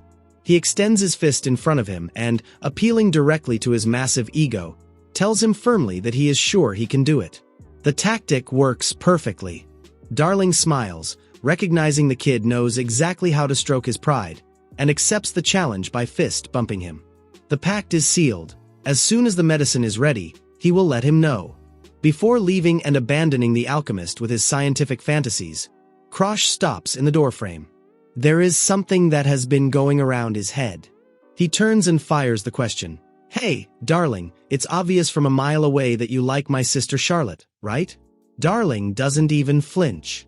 With the honesty of a tragic poet, he confesses bluntly that he loves Charlotte madly.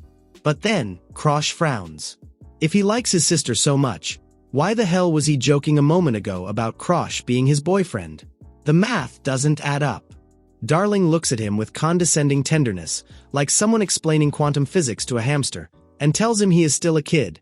That's why he doesn't understand the complexity of love. And there he drops the bomb. He confesses with total naturalness that he likes men too. Basically, Darling doesn't discriminate. He swings both ways, and his heart has room for the entire Walheim family if necessary. Hearing that, Krosh's blood freezes. A stranger danger alarm rings in his head, and without saying goodbye, he runs down the hallway at full speed, trying to put as much distance as possible between him and his new partner. Back in the relative safety of the main hall, and after checking that Darling isn't chasing him, Krosh catches his breath and remembers that, indeed, that guy was always that intense. But his moment of relief lasts little.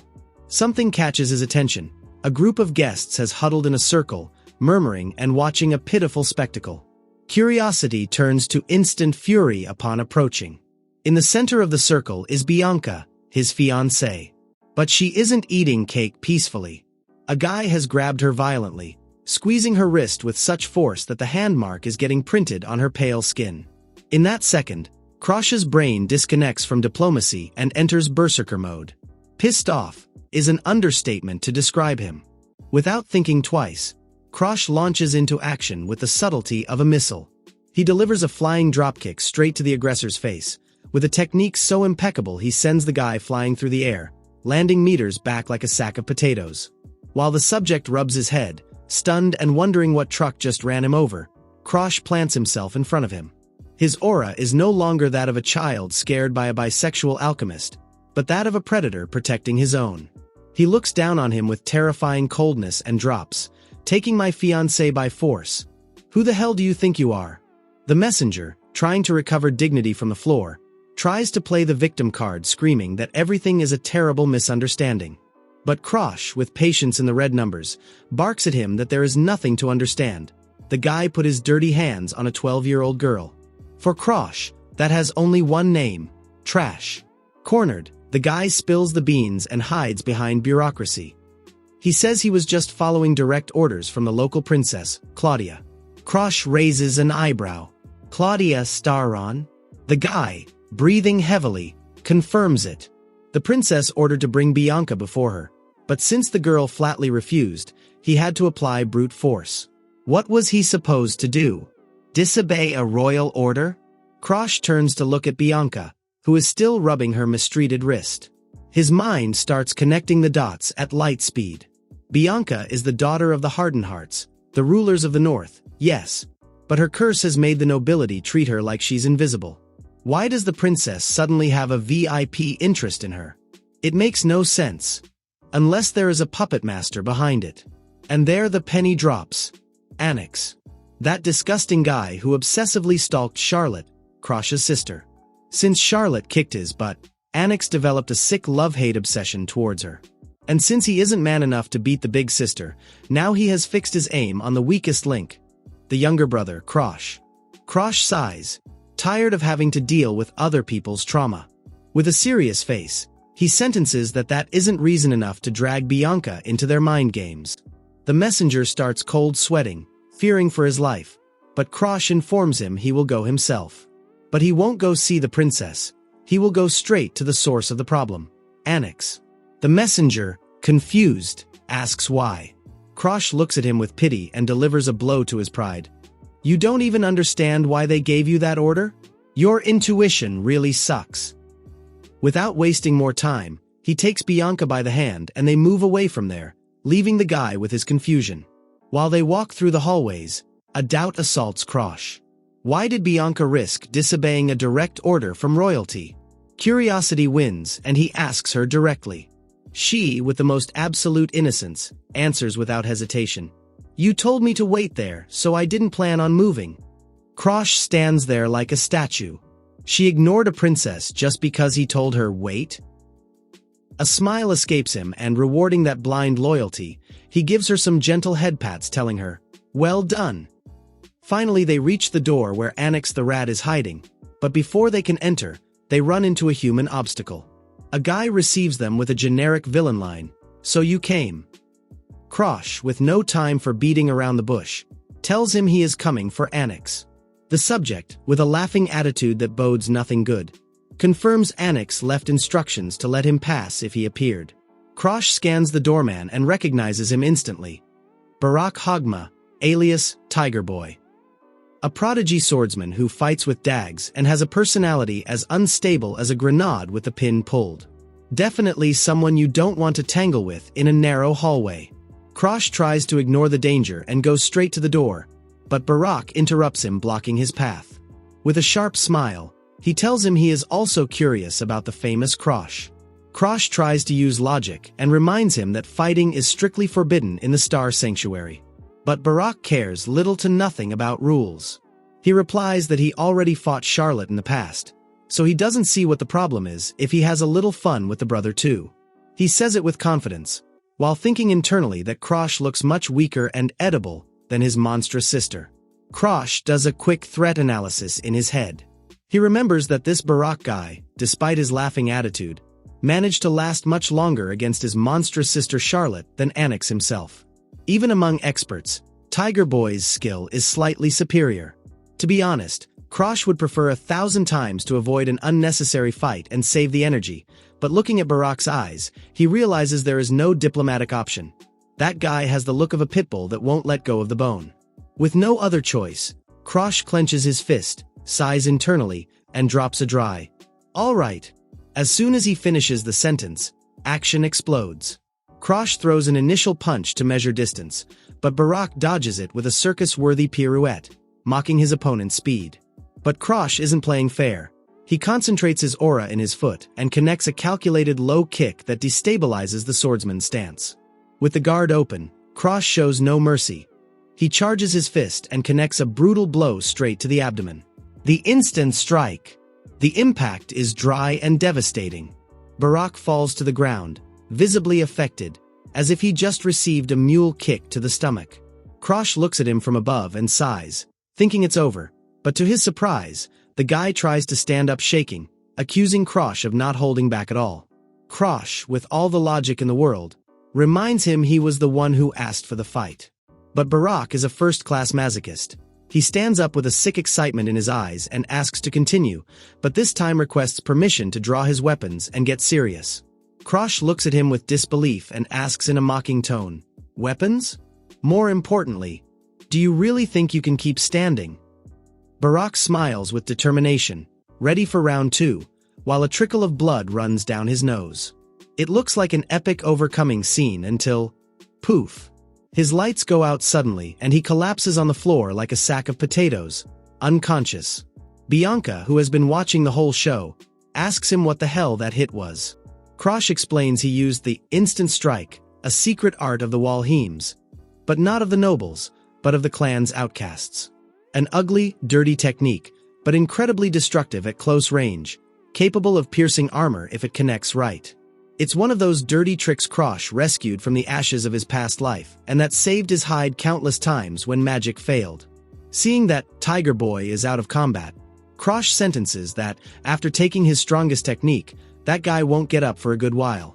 So, olympically ignoring the body lying in the hallway, he tells Bianca it's time to enter.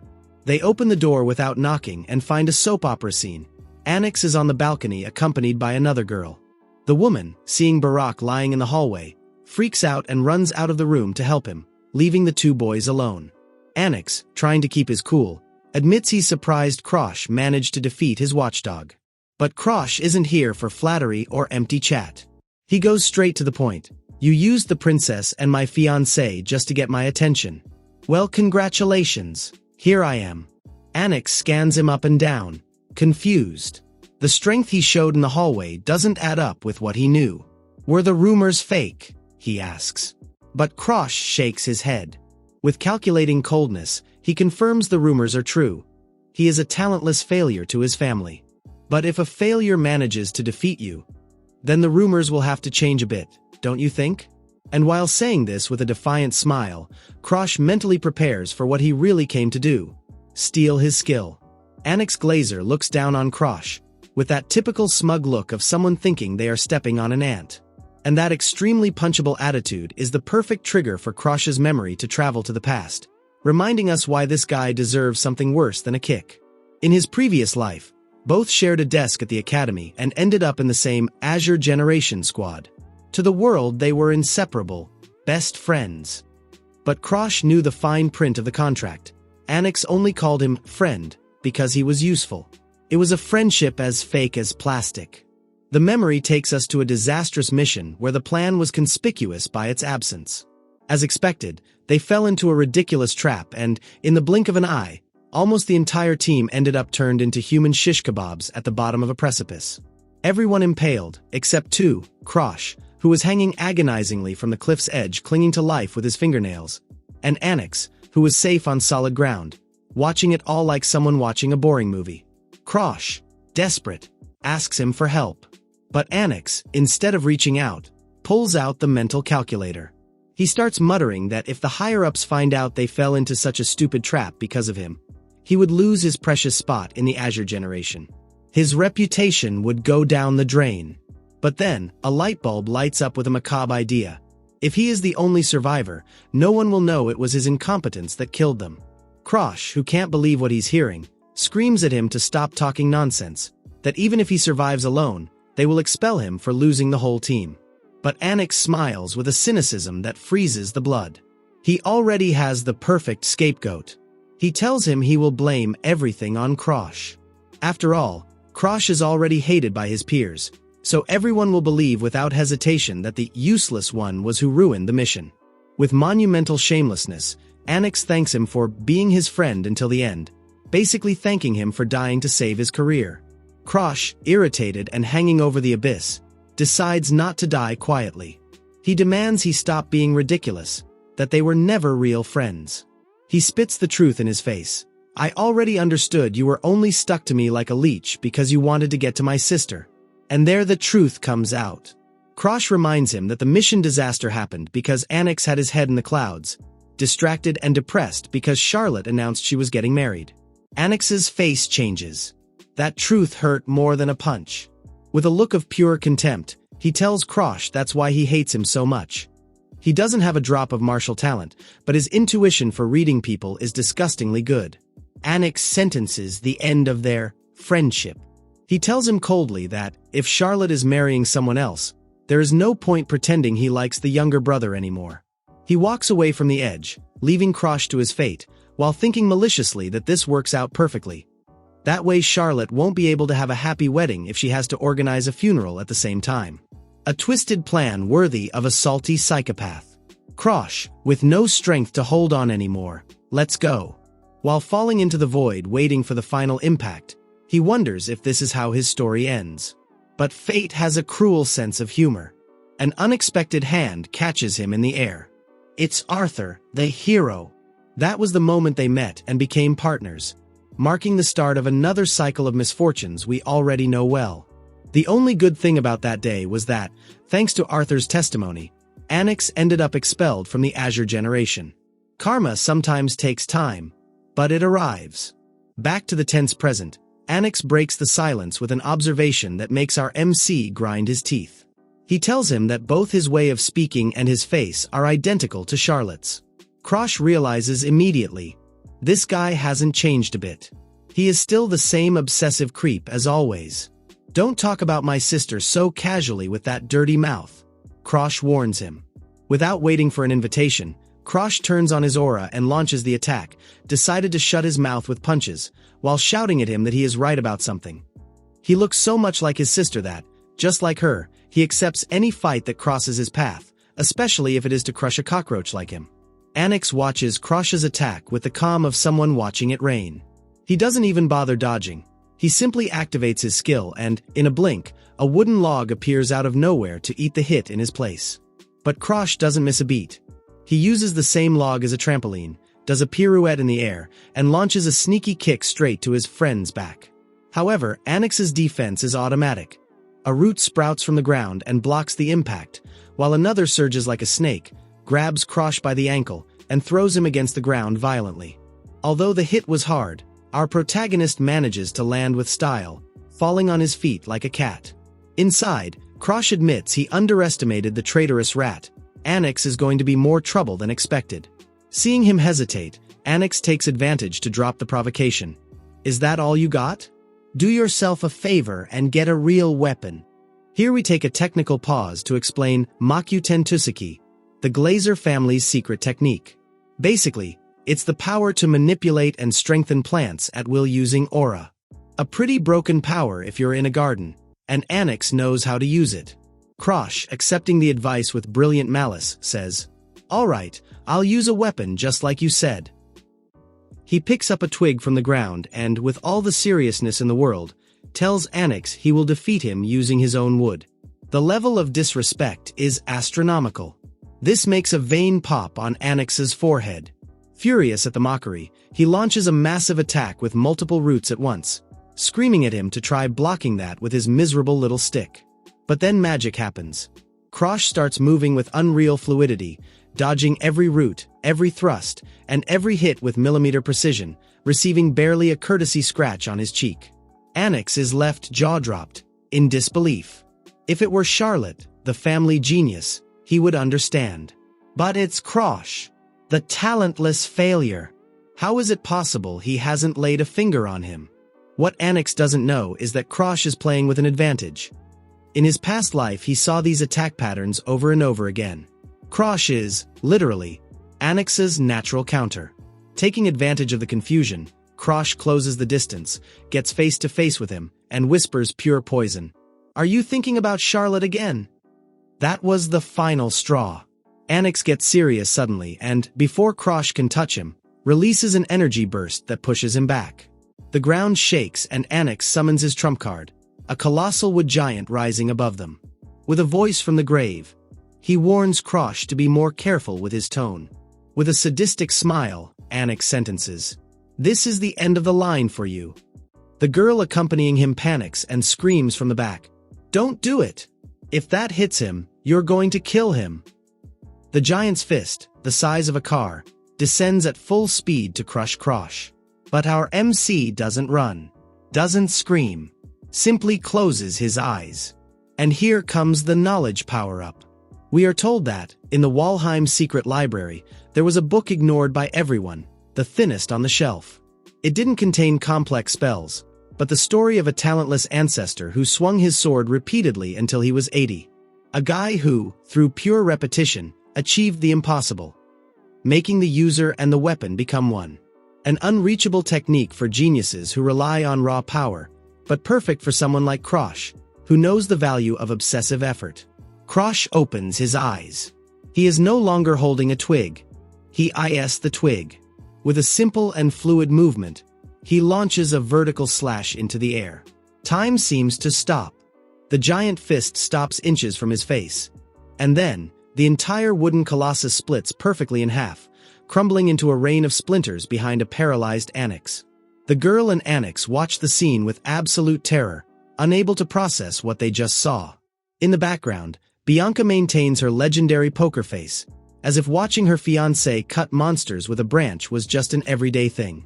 Annex, shaking with real fear for the first time, sees Krosh's silhouette emerge from the dust cloud. Krosh drops the twig to the ground with disdain and throws a final warning at his so-called friend. "Don't get carried away again, got it?" Annex drops to his knees, completely defeated and with his pride dragging on the floor. But watch out, our MC isn't in a partying mood. Krosh looks paler than a ghost. His master plan was to end this fast, take Annex's ability, and leave, but he underestimated the energy cost. He put so much power into that final twig attack that his internal battery hit 0%. He can't even move a finger anymore. His body fails him and he starts wobbling like a Jenga tower, about to kiss the ground. But there Bianca comes to the rescue and manages to catch him before impact. The problem is Bianca doesn't measure her own strength. Trying to lift him, she squeezes him with such intensity that Krosh starts seeing white lights, agonizing in pain. Basically, she is crushing him with love. Darling, who was watching everything from behind with a drop of sweat on his forehead, intervenes quickly. He tells Bianca to be careful, because if she keeps carrying him with that delicacy, she's going to send him to the lobby ahead of time. He kindly suggests she step aside and let the professionals handle it. So Darling carries Krosh on his back piggyback style, as the dynamic trio walks towards the exit. People start whispering, wondering what the hell that commotion was, and the gossip starts spreading faster than a virus during flu season. Darling notices the atmosphere and smiles. Rumors fly and he knows it. He looks at poor Krosh, who is totally KO on his back, and thinks about how fearless this brat is. When he wakes up, he's gonna be more famous than a rock star. But it's not all laughs and fame. Darling's mind goes back for a second to the expression Annex made after being defeated. It wasn't the face of someone accepting a loss. It was a shady look that gives him bad vibes. His instinct tells him that Guy won't stay quiet and will try some dirty play later. Finally, the three, Darling acting as transport, Krosh in deep sleep mode, and Bianca escorting them, leave the mansion. Before crossing the threshold, Darling whispers a very serious warning to the unconscious Krosh. "Don't you even think about kicking the bucket yet. You are forbidden from unsubscribing from life until you help me with my research." We do a time skip of 1 week. We find Krosh, sword in hand, sweating bullets in his morning training. Finally, his body has decided to stop complaining and has recovered from the tremendous backlash he suffered from using the instant strike. And good thing too, because realistically, if he had gotten creative and used that technique a couple more times to corner Annex, he would have ended up much worse than his enemy. In fact, the cost was so high that Krosh spent the entire trip back in Sleeping Beauty mode. Krosh deeply regrets that little feint. Not out of embarrassment, but because losing consciousness prevented him from preparing the ground to steal Annex's ability. Here we take a technical pause to explain how the theft works. There are 2 methods for the Black Hood to work its magic. The first is the classic one, unlocking the target's mental lock, which is hard if the owner values their power. But the second method is much more twisted and fun. It consists of making the owner start believing their ability is trash. That was exactly Krosh's strategy. He didn't humiliate Annex with a twig just for fun, well, maybe a little, but because destroying an imposing wood giant with a simple stick is the perfect way to shatter someone's self-esteem. The logic is simple. If your ultimate technique is beaten by a dry branch, is your power really worth it? Krosh bets Annex is right now questioning his entire existence, which will facilitate the theft in the future. Even if it takes time, that plant ability will end up in his inventory, that's for sure. But there is no time to daydream. The clock is ticking, and he still has a year before entering the academy. If he wants to stomp on the supposed geniuses who will be walking around there, he needs to keep up this daily XP grind. However, his training session is interrupted by Arioto, his butler, who arrives with news. His brother, Barakin, has arrived at the mansion and is waiting at the door. Krosh makes a face of annoyance. He has already rejected his visits so many times it's starting to get ridiculous, so resigned, he tells Arioto to let him in once and for all. At that moment, Bianca approaches in her support role and hands him water to hydrate. But Krosh, always observant, notices a curious detail. She hands him the glass, stretching her arm to the max, trying to keep the greatest possible distance between the two. Confused by this sudden coldness, he asks her what's wrong. Bianca, with her usual brutal honesty and without changing her expression, answers that it's nothing personal, simply that he reeks of sweat.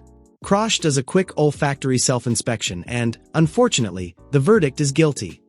He smells like a cheap gym locker room. Bianca, with the delicacy that characterizes her, subtly suggests he take a bath before receiving his brother Barakin, mostly out of respect for other people's nostrils. But Krosh, who lives under the philosophy of continuous grinding, tells her to keep dreaming. The visit will be quick, and he plans to continue training immediately after. Soap will have to wait. Hearing the refusal, Bianca establishes a sanitary security perimeter and tells him, very seriously, to please not come a centimeter closer. This reaction takes our MC by surprise, but instead of getting offended, his evil gene activates. He puts on a cartoon villain face and starts chasing her around the garden, dramatically screaming that she won't be able to escape his aura. His aromatic aura. While running after her, Krosh thinks to himself that Bianca is basically like a little sister to him, and that's why he enjoys annoying her from time to time. It's his way of showing affection. But the rom-com cuts off suddenly. Krosh feels an icy presence behind his back, a chill he knows too well. For a second, his mind plays a trick on him and he imagines Arthur, the hero of his past life, standing there, looking at him with those cold and judging eyes. He can almost hear his voice asking if he is enjoying this fleeting peace. Do you really think you can stop the end of the world playing tag in your current state? The ghost seems to tell him. Krosh stops and reflects for a moment. He has to admit that, except for his final betrayal, Arthur was a workaholic who was always on the front lines, never lowering his guard for a second. Krosh wonders where the Arthur of this timeline is farming XP right now and what he might be plotting. But reality hits him hard. It's not Arthur standing behind him. It's his brother, Barakin. Barakin watches him with an expression of absolute disgust, asking if he is having fun playing tag with his fiancée like a little kid. Krosh, far from being intimidated, turns around and confronts him calmly, replying that even machines need a break once in a while so they don't overheat. Barakin scans him up and down and realizes something disturbing. The pathetic brother he remembered has disappeared. He is no longer the scared kid who trembled and looked away. Now he holds his gaze with irritating firmness. Taking advantage of the silence, Krosh throws the first verbal punch. He asks if he shouldn't be too busy to come for a social visit. And here he drops the lore bomb. He heard the prestigious academy has changed the meta. Now admission is by skills exam and not by status or connections. So, with an innocent smile, he suggests to his older brother that he should go home and study if he doesn't want to get locked out. This comment hits Barakin right in the ego. A Walheim studying to get in? What an insult! He is a direct descendant, the elite of the elite. The mere suggestion that he needs to prep like a commoner deeply irritates him. He thinks Krosh is mocking him right to his face. But like a good hypocritical noble, he swallows the venom, forces a smile that looks more like a grimace of pain, and replies dryly that it was a good joke. Barakin lets out a laugh loaded with arrogance, the kind that makes you want to restart the dialogue tree. He makes it clear to Krosh that worrying about entrance exams is a thing for commoners, for ordinary NPCs who need to try hard. For the elite like him, doors open on their own. Krosh, who has zero interest in arguing with a brick wall, simply nods and plays along with a, "Yeah, sure, whatever you say."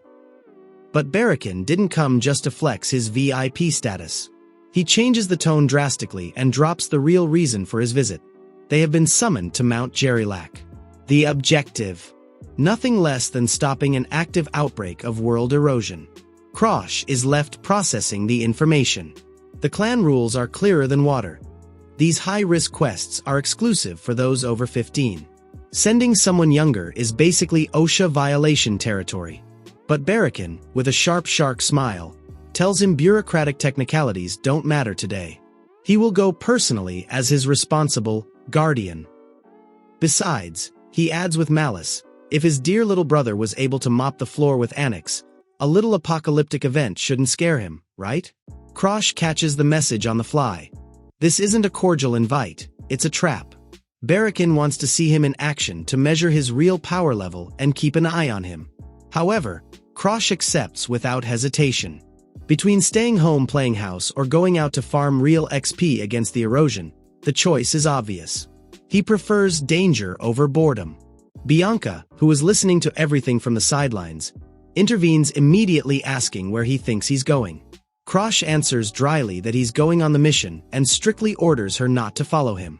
She, with her crushing logic and her unbreakable poker face, replies that she had no intention of going, but points out the obvious.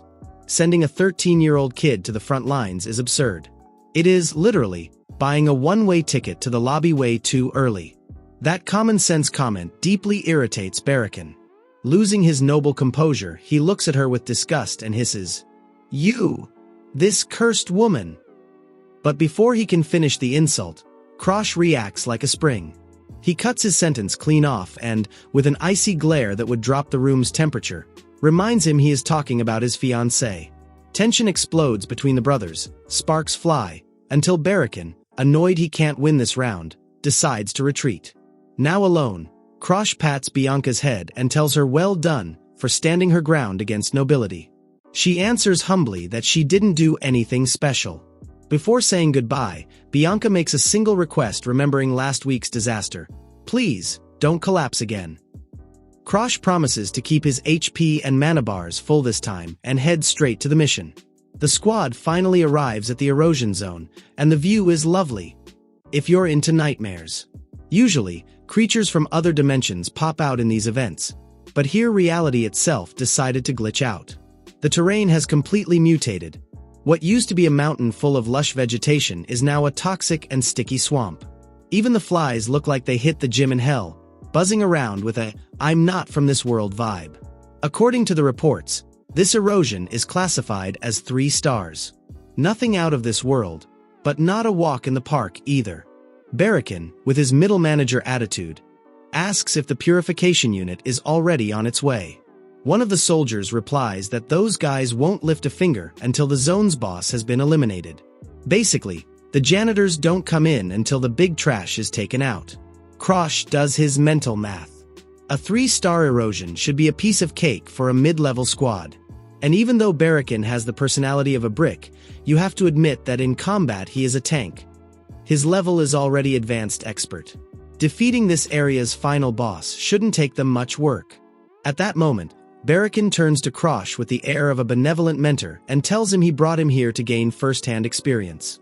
Krosh puts on his best, grateful little brother face and fakes excitement. But inside he is laughing. He thinks this guy has no idea who he's talking to. Krosh has more XP in his pinky finger than the whole squad put together thanks to his past life. The only real reason he accepted this field trip is to test a provisional method to help him contain the aggro of his extreme blood skill. The squad advances while exterminating mutant bugs left and right. Some soldiers start complaining because the pests won't stop respawning. More and more keep coming. Krosh, seeing they are wasting energy, gets the attention of several guys. With a veteran's calm, he gives them a pro tip. If those bugs bite you, they absorb your energy and get stronger. So stop being easy targets and buff your whole bodies with aura. One of the soldiers looks at him with absolute admiration, eyes shining, and asks if he has ever fought the erosion before, because he moves like an expert. Krosh, remembering he needs to keep a low profile, drops the white lie. Hey, I'm only 13. It would be pretty weird if I had already faced something like this, wouldn't it? The soldier buys the lie completely, assuming he's just a natural talent. But someone isn't buying the show. Barakin watches him from behind, and envy is oozing from his pores. He wonders how the hell that cursed useless can act with such confidence if it's his first time in an erosion zone. Barakin's mind travels to his own past, remembering his first mission at 15. He was running in circles and crying for his mommy out of fear. In contrast, his younger brother is there, giving a lecture and instructing veteran warriors. The envy is so great that the veins on his forehead look about to explode. Filled with irrational rage, Barakin unleashes his power and disintegrates all remaining bugs in a fit of fury. In his paranoid mind, he realizes a terrifying truth. In the hypothetical case that Krosh has surpassed him, the title of the Walheim Failure would pass to him. And he cannot allow that. With the zone cleared by Barakin's tantrum, Krosh approaches him and says that, due to the aura density, they must be very close to the Lord's location. Barakin, trying to regain his leader posture, tells Krosh he's lucky. Since he exterminated all the minor plague, the Lord must be the only corrupt entity for miles around. Piece of cake. However, Krosh bursts his optimism bubble. He explains that, in fact, means they must be much more cautious. If there are no small trash mobs consuming the environment's energy, it means that 3-Star Lord is so powerful it's capable of sustaining all the zone's corruption by itself. Hearing this, the warriors start whispering with fear, morale dropping. Barakin, seeing his coup getting rowdy, scolds them with shouts. He tells them not to be intimidated, not to let a simple child's words scare them. He reminds them it's just a 3-star boss and orders them to wrap this up fast. Everyone responds with a forced, "Yes, sir," while preparing for what's coming.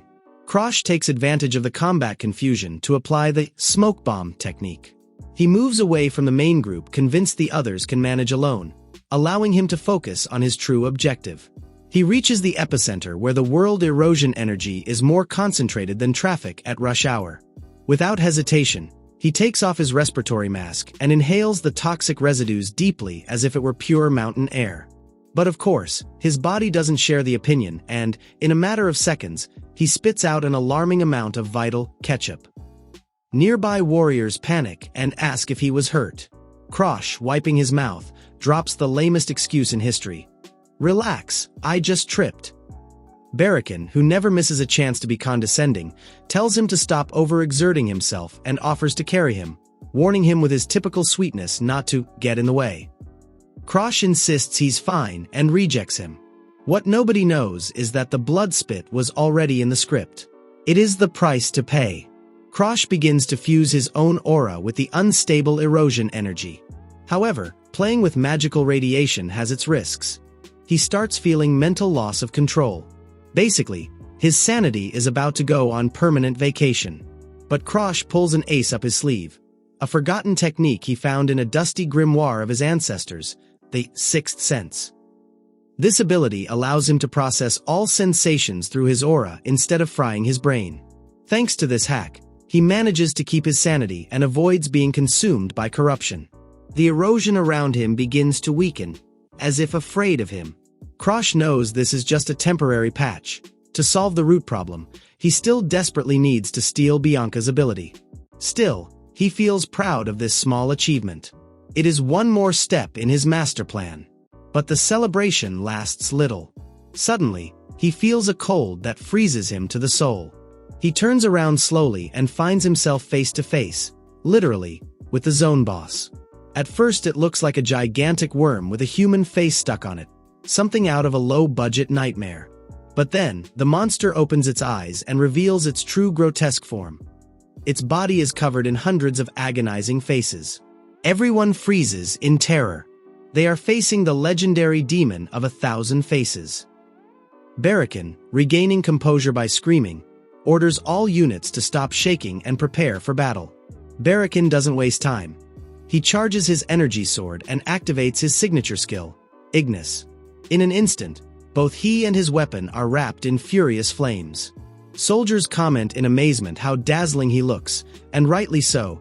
The destructive power emanating is insane. Even Krosh stands there watching, impressed. But then, the memory hits him. Krosh recognizes that fire. It is the same power that carbonized his arm in his past life.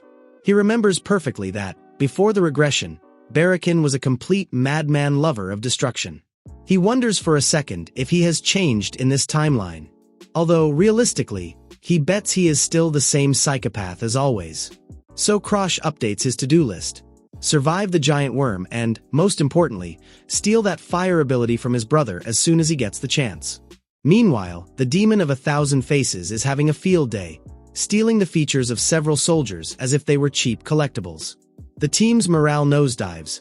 The warriors, terrified, scream they can't do anything against that abomination and that the only viable strategy at this point is to apply the secret technique of Joseph Joestar. Run for your lives.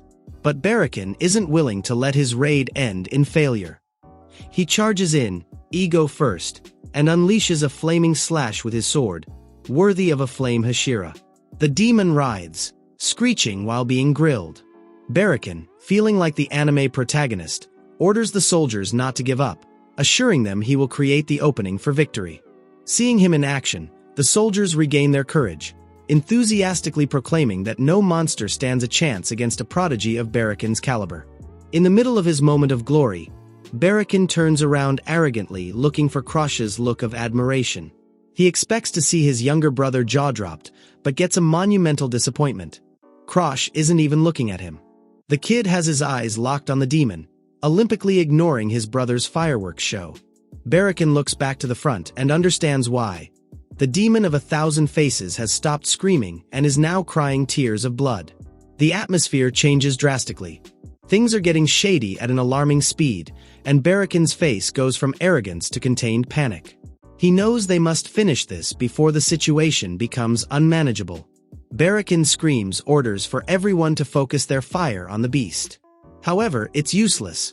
Attacks imbued with aura bounce off like nothing. Desperate, he yells for everyone to attack at the same time before the thing mutates even more. But this time, no one answers. There is only a sepulchral silence behind his back. Barakin, furious, yells at them that they are Walheim warriors and shouldn't get nervous. But when he turns to scold them, his blood freezes. All his warriors are still standing, but their faces have completely disappeared. They are like meat mannequins. Then the penny drops. He has been hit by a passive AoE curse from the demon without even being touched. He brings his hands to his face and horror consumes him upon noticing that half of his own features don't exist anymore. If this continues, it will be his definitive game over. Fear dominates him and he flees desperately. The demon chases him, and while he runs, Barakin's mind breaks. Why me? Am I, the strongest of the Walheems, going to be deleted from existence here? The stress is so high he starts hallucinating. He sees his sister Charlotte, looking at him with contempt and telling him the truth he fears so much. He is an idiot. He was surpassed by her and now also by his younger brother whom he called useless. Charlotte whispers that a pathetic failure like him deserves to be unsubscribed from life. In the middle of the hallucination, the demon throws a punch with its colossal arm. Barakin barely manages to cover himself, and his arm ends up shredded by the impact. But, plot twist. Remember, all this was part of an illusion caused by the curse. Reality hits again. Barakin wakes up suddenly being dragged across the floor. It's Krosh, who is pulling his body as if he were a trash bag. Confused and in pain, Barakin asks what the hell he is doing. Krosh, with the calm of someone walking the dog, replies that he dragged him out of the demon's aggro range while the other NPCs are still fighting, and probably dying, against it. Barakin's pride reactivates and he pushes Krosh away, saying he can walk alone. But Krosh, being realistic, points out that in his current state he couldn't even light a match with his aura, and asks if he is sure about rejecting his help. Barakin grits his teeth, furious at looking weak, and spits that he doesn't need help from an idiot like him. But his bravery evaporates instantly when he looks back at the demon and terror floods his pants. Krosh gives him the bad news.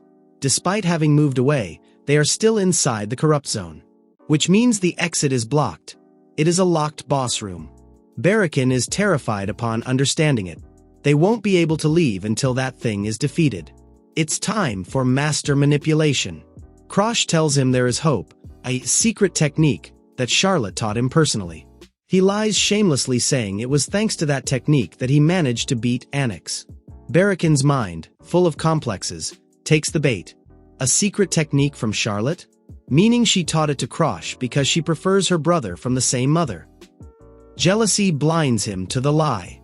Barakin asks if he really thinks that with that technique they can send the demon to the lobby. Krosh answers without hesitation that yes. Or that, at least, it is better to try than to stand there waiting for the erosion to consume them. He extends his hand to Barakin and plays his last psychological card. I understand if you don't believe in me, but at least you believe in our sister's strength, right? Barakin, resigned and cornered, accepts the hand. Yes, Charlotte is a prodigy after all, he admits, swallowing his pride. But he warns Krosh that if he fails, both are finished. The stage is set. Krosh positions himself behind his brother, supposedly to support him with the technique. But what he does is activate his steal skill. A malicious smile draws on his face while he whispers in his ear a promise with double meaning. Don't worry, I won't miss.